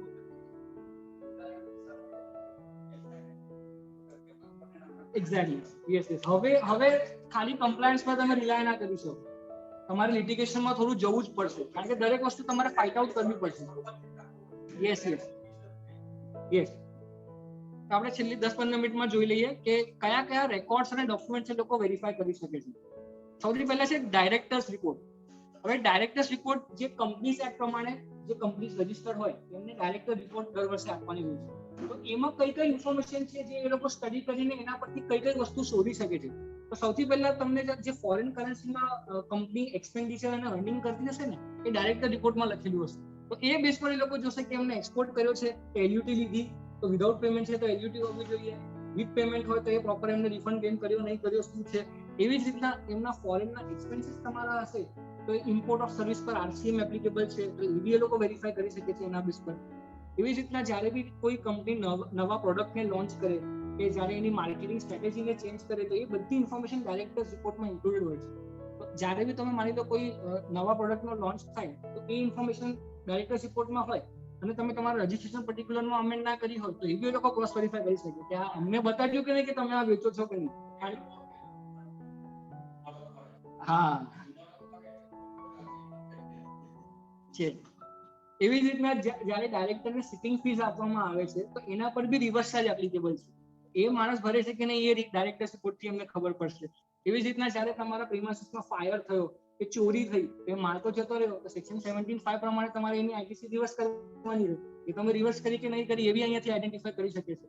એવી જ રીતના CSR એક્સપેન્ડિચર જે એમને કોર્પોરેટ સોશિયલ રિસ્પોન્સિબિલિટી જે હોય છે એ એક્સપેન્ડિચર જો તમે કર્યો હોય તો ડિપાર્ટમેન્ટ તો એ સ્ટેન્ડ લેશે કે આની આઈટીસી ના મળે because it is not in course of furtherance of business એ રીતના. તો એ બી એ લોકો એ વસ્તુ પરથી કેચ કરીને તમને અલગ અલગ ફાઇન્ડિંગ્સ એ તમને આપી શકે છે. ડાયરેક્ટર્સ રિપોર્ટમાં આટલી વસ્તુઓ જોઈ શકે. પછી આવે છે નેક્સ્ટ ઓડિટર્સ રિપોર્ટ, જે આપણે સ્ટેચ્યુટરી ઓડિટ રિપોર્ટ હોય, ઇન્કમ ટેક્સમાં ટેક્સ ઓડિટ રિપોર્ટ હોય, એમાં બી તમે અલગ અલગ કોલમ્સ જોશો તો એમને કોઈ ઓડિટરે ફોર એક્ઝામ્પલ ક્વોલિફાઈ કે એડવર્સ ઓપિનિયન આપ્યો હોય કે ભાઈ સ્ટોક રેકોર્ડ્સ પ્રોપર મેન્ટેન નથી થતા. આ બહુ કેઝ્યુઅલી ચાર્ટર્ડ એકાઉન્ટન્ટ્સ લખી દે છે ઇન્કમ ટેક્સ ઓડિટ રિપોર્ટમાં. હવે આના રિપરકશન્સ જીએસટીમાં બહુ હાઈ થઈ શકે બીકોઝ સેક્શન 35 પ્રમાણે તમને કમ્પલસરી રેકોર્ડ્સ મેન્ટેન કરવાના છે જે એમને સ્પેસિફાઈ કર્યા છે. Section 35 red with rule 56. જો તમે નહીં મેન્ટેન કર્યા હોય તો એની પેનલ્ટી એ સેક્શન 125 રેસિડ્યુઅલમાં તો લગાડી જ શકે. તો આના પરથી બહુ ઇઝીલી અમને ખબર પડી જશે બીકોઝ 99% ચાર્ટર્ડ એકાઉન્ટન્ટ્સ આ વસ્તુ લખે છે કે proper stock records are not maintain according to the nature of the business. આ એક પોઈન્ટ જોવા માટે છે. એવી જ રીતના જ્યારે તમે કારો જોશો કંપનીઝ ઓડિટર્સ રિપોર્ટ તો એમાં બી જે સ્ટેચ્યુટરી ડ્યુઝ અનડિસ્પ્યુટેડ સ્ટેચ્યુટરી ડ્યુઝ જે હોય 6 મહિના સુધી ના ભર્યા હોય એની બી વિગતો આપેલી હોય છે ઓડિટરે. તો એ બી એ લોકો જોઈ શકે કે આ એસએસસી નો કમ્પ્લાયન્સ લેવલ શું છે એના પરથી એમને ખબર પડી શકે. પછી ફિક્સ્ડ એસેટ્સ ના રેકોર્ડ્સ એમને પ્રોપર મેન્ટેન કર્યા છે કે નહીં એ બી કારો પરથી ખબર પડે. પછી સ્ટોકનું ફિઝિકલ વેરિફિકેશન રેગ્યુલરલી થાય છે કે નહીં એ બી એક કારોમાં રિપોર્ટિંગ કરવાનું હોય છે. એવી જ રીતના રિલેટેડ પાર્ટીના જે ટ્રાન્ઝેક્શન હોય, શેડ્યુલ 1 જે છે જીએસટીમાં એમાં રિલેટેડ પાર્ટી જોડે ટ્રાન્ઝેક્શન હોય તો તમારે સેક્શન 15 વેલ્યુએશનમાં અપ્લાય ના થાય. પછી તમારે રૂલ્સમાં જવું પડે વેલ્યુએશન માટે, ઓપન માર્કેટ વેલ્યુ ને એ બધું જોવાનું હોય. તો આ બધી વિગતો એમને ઓડિટર્સ રિપોર્ટ પરથી મળી શકે છે કે રિલેટેડ પાર્ટી કઈ કઈ છે આની, એની જોડે એના શું શું ટ્રાન્ઝેક્શન છે, એ ઓપન માર્કેટ વેલ્યુ પર થઈ રહ્યા છે કે નથી થઈ રહ્યા, અને એના પર પ્રોપર જીએસટી ડિસ્ચાર્જ થયો છે કે નથી થયો. એ જ રીતના પ્રોફિટ એન્ડ લોસ અકાઉન્ટ આપણે જોઈએ તો પ્રોફિટ એન્ડ લોસ અકાઉન્ટમાં એમને અલગ અલગ ઇન્કમ્સ તમારી જોશે. એમાં તમારે ઇન્ટરસ્ટેટ કેટલું છે, ઇન્ટ્રાસ્ટેટ કેટલું છે, એક્સપોર્ટ કેટલું છે, એસઇઝેડ સપ્લાય કેટલું છે, તમારી સ્ક્રેપની ઇન્કમ કેટલી છે, તમે કોઈ અસેટ વેચ્યો છે એના પર પ્રોફિટ લોસ છે કે નથી. જો તમે અસેટ વેચ્યો હોય તો એના પર બી જીએસટી લાગે તો એ બી વસ્તુ એ લોકો ત્યાંથી આઈડેન્ટિફાઈ કરી શકે. એવી જ રીતના ઘણી વાર કેવું હોય કે અમુક કેસીસમાં આપણે ફ્રેટ ઇન્કમ જોતા હોઈએ, પછી ઇરેક્શન એન્ડ કમિશનિંગ ઇન્કમ જોતા હોઈએ, એ બધી વિગતો આપણે પ્રોફિટ એન્ડ લોસ અકાઉન્ટમાં આવતી હોય ઇન્કમ સાઇડમાં. તો શું એ કમ્પોઝિટ સપ્લાય છે કે પછી ઇન્ડિપેન્ડન્ટ સપ્લાય છે, એ બધી ડિટેલ્સમાં એ લોકો એ વસ્તુ આઈડેન્ટિફાઈ કરી શકે છે. એવી જ રીતના આપણે કેટલી વાર શું કરતા હોઈએ, ફોર એક્ઝામ્પલ ચાર્ટર્ડ એકાઉન્ટન્ટ્સ જ આવું કરે છે કેટલી વાર કે ભાઈ અમે ઓડિટ માટે બહાર જઈએ તો જે ખર્ચા થતા હોય અમે એઝ અ રીઇમ્બર્સમેન્ટ ક્લેમ કરીએ. હવે જીએસટીમાં એઝ સચ રીઇમ્બર્સમેન્ટ પર કોઈ એક્ઝેમ્પશન નથી. જ્યાં સુધી તમે પ્યોર એજન્ટ ના થાઓ રૂલ 33 પ્રમાણે ત્યાં સુધી રીઇમ્બર્સમેન્ટ પર બી જીએસટી લાગુ પડશે. તો આ રીઇમ્બર્સમેન્ટની જે એન્ટ્રીઝ છે ને એમને પીએનએલ એકાઉન્ટ પરથી ખબર પડી જાય. જો તમે કોઈ ખર્ચો એવી રીતના નાખ્યો હોય અને એને રીઇમ્બર્સમેન્ટ તરીકે સામે ઇન્કમમાં ક્લેમ કરો સેટઅપ કરીને તો એના પર બી જીએસટી તમારી પાસે ડિમાન્ડ કરી શકે છે દરેક કેસમાં સાહેબ. હા, એટલે એ કેસમાં તમારે શું કરવું પડે કે કંપનીના નામે ઇન્વોઇસ લો એવી રીતના તમારે વાત કરવી પડે કે જેટલું પોસિબલ થાય દરેક ખર્ચા માટે કંપનીના નામે તમે ઇન્વોઇસ લેવડાવો, ડાયરેક્ટ એના પર્સનલ નામમાં નહીં, કાં તો પછી કેર ઓફ કરીને તમે નીચે લખાવડાવો કે આ કંપનીના બિહાફ પર છે. એવી જ રીતના સૌથી ઇમ્પોર્ટન્ટ છે સેક્શન 9(3) અને 9(4) નો જે આરસીએમ છે, એડવોકેટ ફીસ છે, જીટીએ છે, રેન્ટિંગ ઓફ મોટર વ્હીકલ જે આવી ગયું છે નવું 2019 થી, અને સ્પોન્સરશિપ. આઈ થિંક આ સ્પોન્સરશિપ મને લાગે છે કે મેજોરિટી લોકો કદાચ ધ્યાન નથી આપતા. સ્પોન્સરશિપ બી જો તમે સર્વિસ આપતા હો ટુ અ બોડી કોર્પોરેટ કે પાર્ટનરશિપ ફર્મ તો એ કેસમાં બી રિવર્સ ચાર્જ એપ્લિકેબલ છે. એટલે ફોર એક્ઝામ્પલ કોઈ એક ઇવેન્ટ થતી હોય, માની લો આપણે નોર્મલ બહુ કોમન છે કે શેરીમાં ગરબા થતા હોય તો આપણે સ્પોન્સરશિપ તરીકે આપણે 5,000 આપી દઈએ. હવે જો આપણી પાર્ટનરશિપ ફર્મ હોય ને એના પર રિવર્સ ચાર્જ આપણે ભરવો પડે બીકોઝ એ સ્પોન્સરશિપ સર્વિસ છે. તો એ એડવર્ટાઇઝમેન્ટ સર્વિસ નથી. There is a distinguishment between advertisement service and sponsorship. Ad આપવી અલગ વસ્તુ છે, સ્પોન્સરશિપ અલગ વસ્તુ છે. જ્યાં કોઈ ઇવેન્ટ થતી હોય ને અને એના કોસ્ટ શેરિંગ ના ભાગરૂપે હું પૈસા આપું ને તો સ્પોન્સરશિપ થઈ જાય, એડવર્ટાઇઝમેન્ટ ના કહેવાય. તો સ્પોન્સરશિપ ના કેસીસમાં આરસીએમ છે, એડવર્ટાઇઝમેન્ટમાં નથી. તો આ વસ્તુ બી એ લોકો એનાલિસિસ કરી શકે P&L ના બેસિસ પર જોઈને કે ભાઈ આ એક્સપેન્ડિચર નો નેચર એકચ્યુઅલીમાં છે શું, એડવર્ટાઇઝમેન્ટ છે કે સ્પોન્સરશિપ છે. એ જ રીતના એમ્પ્લોઈઝના જે એક્સપેન્સ હોય, કેન્ટીનના એક્સપેન્સ હોય, ટ્રાન્સપોર્ટ એક્સપેન્સ હોય, એવી એ લોકો જોઈ શકે કે ભાઈ તમારે કેન્ટીનના ખર્ચા તમે નાખ્યા હોય તો એક કેલ્ટેક પોલિમર્સની એડવાન્સ બિલિંગ આવી હતી અગેન્સ્ટ માહિતી કે જ્યારે તમે આવી રીતના સર્વિસ પ્રોવાઈડ કરો તો એ સ્કોપ ઓફ સપ્લાયમાં આવી જશે અને એના પર રિવર્સ ચાર્જ બી એના પર તમારે ટેક્સ ભરવાનો એવી રીતે એક એડવાન્સ બિલિંગ એવી બી આવી ગઈ હતી. તો એ બધી એડવાન્સ બિલિંગ્સનો એ લોકો બેઝ લઈને તમને હેરાન કરી શકે છે આ કેસીસમાં. એવી જ રીતના એવા જે ખર્ચા હોય જે 17(5) માં ઇનએલિજિબલ હોય, food and beverages, outdoor catering, beauty treatment, health service, construction works contract, free samples, તમે જો કોઈને સેમ્પલ બી ફ્રીમાં આપતા હો તો એના પર બી તમારાથી આઈટીસી ના લેવાય. એ બધી તમે રિવર્સ કરી કે નહીં એ બધી વસ્તુઓ એ લોકોને P&L જોઈને આઈડેન્ટિફાય કરી શકે છે. હા હા હા એ જ છે. હા એટલે અત્યાર સુધી બધા એવું જ કર્યું છે કે આ તો જયારે આવશે ત્યારે જોઈશું. તો હવે એ સમય આવી ગયો છે કે હવે લોકો જોશે અને આપણે જોવાનું છે. યસ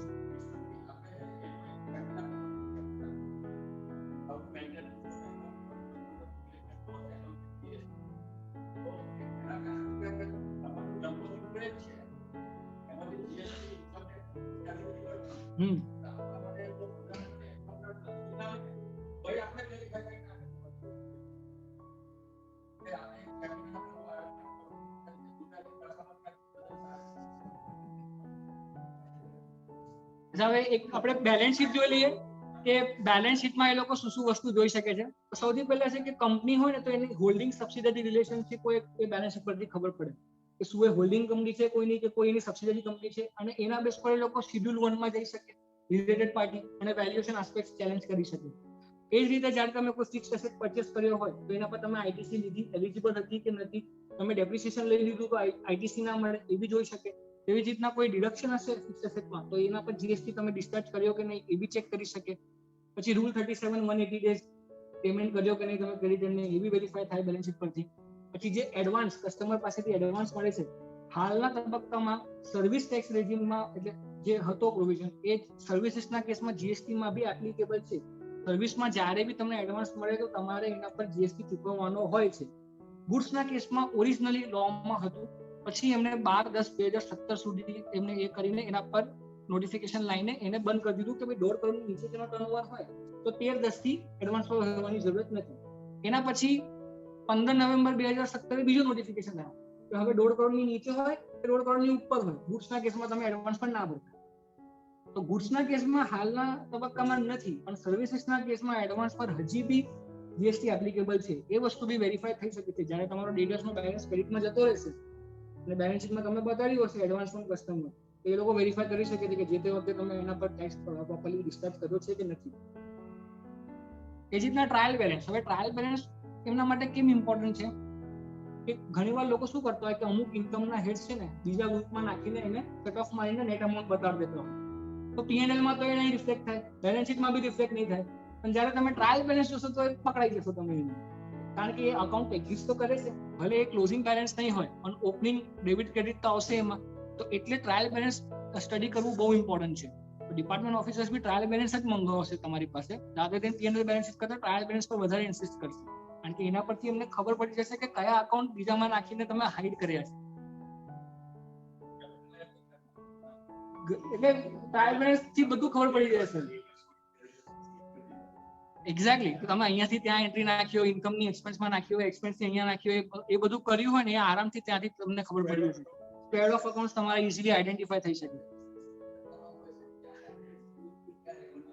એ એમનો માઇન્ડસેટ જ હોય છે કે રેવન્યુ લીકેજ જ શોધો. એ જ રીતે જે ફોર્મ 3CD છે એમાં બી અલગ અલગ ઇન્ફોર્મેશન છે. આપણે ટેક્સ ઓડિટ રિપોર્ટ જે આવે છે ઇન્કમ ટેક્સમાં તેમાં તમે એક ક્લોઝ છે કે ભાઈ અસેસીએ કઈ બુક્સ મેન્ટેન કરી છે, ક્યાં કરી છે, એ બી એ લોકો જોઈ શકે. એવી જ રીતના ડેપ્રિસિએશન જે છે એનો ક્લોઝ 18 છે એના પરથી અમને ઇન્ફોર્મેશન મળે. ક્લોઝ 21 એમાં જે આપણા કેપિટલ નેચર, પર્સનલ નેચરના ખર્ચા જે આપણે લખવાના હોય ટેક્સ ઓડિટ રિપોર્ટમાં એ બી આઈડેન્ટિફાઈ કરી શકે કે ભાઈ આ પર્સનલ એક્સપેન્સ છે તો આની આઈટીસી નહીં મળે. એવી જ રીતના જે તમે 48 ના પેમેન્ટ તમને રિલેટેડ પાર્ટીને કર્યા હોય એ ઇન્ફોર્મેશન પરથી એ લોકો જોઈ શકે કે આમાં વેલ્યુએશન આસ્પેક્ટનું તમે શું કર્યું. અને જે 27 એમાં તમારે સેલબેકની ડિટેલ આપવાની હોય તો ઓપનિંગ બેલેન્સ કેટલો હતો, અવેલ કેટલી કરી, યુટિલાઇઝ કેટલી કરી, ક્લોઝિંગ બેલેન્સ કેટલો છે, એ બી તમારા રિટર્ન્સ પરથી એ લોકો ક્રોસ વેરીફાઈ કરી શકે. હવે રેશિયો એનાલિસિસની જે મેં આગળ વાત કરી તો એમાં સેમ્પલ મેં 2-3 રેશિયોસ લખ્યા છે કે કયા રેશિયો એ લોકો જોઈ શકે છે. એક રેશિયો છે કે આઈટીસી જે તમે અવેલ કરી એ divided by the total tax paid through cash plus credit. તમારી જવાબદારી 100 રૂપિયાની આવતી હોય તો તમે એક વર્ષમાં તમે ઇનપુટ ક્રેડિટથી કેટલા પૈસા ભર્યા રેશિયો, માની લો તમે 60% ભર્યા, નેક્સ્ટ યરમાં તમારો એ રેશિયો તમારો ચેન્જ થઈ જતો હોય તો આ દરેક વર્ષનું એ લોકો એનાલિસિસ કરશે, ટ્રેન્ડ એનાલિસિસ કરશે અને આના પરથી એમને ખબર પડી શકે કે તમે જો ખોટી ક્રેડિટ લેતા હો, એક્સેસ ક્રેડિટ લેતા હો, પછી તમે 2 નંબરમાં માલ વેચતા હો, એ બધી વસ્તુઓ ત્યાંથી આઈડેન્ટિફાઈ ડાઉટ ત્યાંથી ક્રિએટ થાય. એટલે ઇટ ઇઝ નોટ સબસ્ટેન્શિયલ એ નથી, કન્ક્લુસિવ એવિડન્સ નથી, પણ એના પરથી એ લોકો ફર્ધર સ્ક્રુટિની ઇનિશિએટ કરી શકે છે. જ્યારે તમારા રેશિયો હલી જતો હોય વધારે પડતા, કે કોઈ વર્ષમાં તમારે ક્રેડિટથી 60% પેમેન્ટ હોય પછી તમે 90% પેમેન્ટ હોય, એ ખબર પડી જાય કે ભાઈ આ 2 નંબરમાં માલ જઈ રહ્યો છે કદાચ, તો જ એ તમારી આઈટીસી પડી રહે છે અને તમારો આઉટપુટમાં ટેક્સ નથી આવતો. એ જ રીતના અધર ઇન્કમ ડિવાઇડ બાય સેલ્સ કરીને બી એક રેશિયો છે. જે તમારી અધર ઇન્કમ તમે ક્લેમ કરતા હો જેના પર જીએસટી નથી, એ ડિવાઇડ બાય સેલ્સ કરો, એના પરથી એ લોકો રેશિયો પરથી એનાલિસિસ કરીને આઈડેન્ટિફાઈ કરી શકે કે કોઈ ઇન્કમ તમે હાઈ કરી રહ્યા છો કે શું છે. પછી એક્ઝેમ્પ સપ્લાયનો રેશિયો કેટલો છે તમારા ટોટલ સપ્લાયનો. કોઈ વર્ષમાં તમે કહો કે 20% છે, કોઈ વર્ષમાં તમે કહો 40% થઈ ગયું, પછી એ જેટલા પર્સન્ટેજ તમે એક્ઝેમ્પ બતાડો છો એથી તમે પ્રોપોર્શનલ રૂલ 40-43 પ્રમાણે તમે આઈટીસી રિવર્સ કરી કે નહીં કરી એ બી આઈડેન્ટિફાઈ થઈ શકે છે. બીજા મિસલેનિયસ ઇશ્યુઝ જે લોકો જોઈ શકે છે એક છે ક્લાસિફિકેશનનો, તમે પ્રોપરલી ક્લાસિફાઈ કર્યા છે ગુડ્સ કે નહીં, તમારો પ્લેસ ઓફ સપ્લાય પ્રોપર છે કે નહીં, આ બહુ ઇમ્પોર્ટન્ટ છે. જે તમારે આઈજીએસટી નો સેક્શન 10, 11, 12, 13 જે છે પ્લેસ ઓફ સપ્લાયની વાત કરે છે ગુડ્સ એન્ડ સર્વિસીસના કેસમાં, જો તમારો પ્લેસ ઓફ સપ્લાય પ્રોપર નહીં હોય અને પ્લેસ ઓફ સપ્લાય જે છે એ ટેક્સ ઇનવોઇસમાં લખવું કમ્પલસરી છે. જો તમારા ટેક્સ ઇનવોઇસમાં ઇન્ટરસ્ટેટ સપ્લાયના કેસમાં પ્લેસ ઓફ સપ્લાય ના લખ્યું હોય તો સામેવાળાની આઈટીસી બી ડિનાય થઈ શકે છે, એવું બી લખેલું છે રૂલમાં. એને આઈટીસી નહીં મળે જો તમે પ્રોપર પ્લેસ ઓફ સપ્લાય નહીં લખ્યું હોય, because GST is a destination based consumption. એટલે ખબર પડવી જોઈએ કે કયા ટેક્સનો કયા સ્ટેટનો આ રેવન્યુ છે. એવી જ રીતના આપણે પ્રોપર ડોક્યુમેન્ટેશન લખી રાખવા જોઈએ કે ભાઈ તમે આ વર્ષના એડજસ્ટમેન્ટ નેક્સ્ટ યરમાં તમે કર્યા હોય એનો ડોક્યુમેન્ટેશન તમારે પ્રોપર રાખવું પડશે. કારણ કે મારા એક પર્સનલ કેસમાં જ મારી રીત આવું થયું હતું કે જે આઈટીસી મેં નેક્સ્ટ યરમાં ક્લેમ કરી હતી 40 લાખ સમથિંગની હતી, તો એમને સ્પેસિફિક ઇનવોઇસ વાઇઝ મારી પાસે ડિટેલ માંગી છે કે કયા ઇનવોઇસ છે જે તમે ક્લેમ કર્યા છે નેક્સ્ટ યરમાં. એટલે આ બધું પ્રોપર જે તે વખતે રાખજો. એ તો હા હા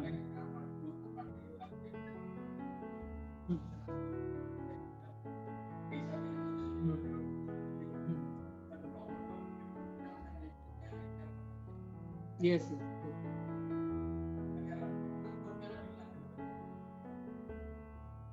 હવે લાસ્ટ એક વસ્તુ જે છે ને કે there are certain transactions કે જે ફાઇનાન્શિયલ સ્ટેટમેન્ટ્સમાં અપીયર ના થતા હોય.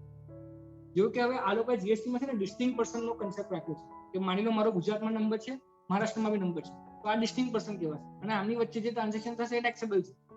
હવે ગુડ્સ તો આઈડેન્ટિફાય થાય બ્રાન્ચ ટ્રાન્સફરમાં, સર્વિસ કેવી રીતે થાય? સર્વિસ બી એટલે કે આ લોકો પ્રમાણે એવું છે કે ગુજરાતનો તમારો એમ્પ્લોયી મહારાષ્ટ્રના એમ્પ્લોયીને સર્વિસ આપતો હોય તો એ બી ટેક્સેબલ થઈ જાય. તો આ બધી વસ્તુઓ તમને ફાઇનાન્શિયલ સ્ટેટમેન્ટ પરથી નહીં ખબર પડે કારણ કે આ કશે ડોક્યુમેન્ટ ના થયેલું હોય. આવા ટ્રાન્ઝેક્શન્સ માટે ખાસ કંઈક ને કંઈક તમારે સપોર્ટમાં રાખવું જોઈએ જેના બેસ પર તમે પ્રૂવ કરી શકો કે આ ટ્રાન્ઝેક્શન ટેક્સેબલ છે કે નથી અને એ પ્રમાણે તમે એક્શન લીધી છે. હા, હવે સેક્શન 66 જે આપણી વાત થઈ મેં તમને બ્રીફમાં ઓલરેડી સમજાવી દીધું છે કે સ્પેશિયલ પ્રોવિઝન છે અને બહુ rarely I don't think so કે ક્યારે બી યુઝ કરવામાં આવશે આગળ જઈને બી. તો with these words I conclude my presentation. Thank you very much for your presence and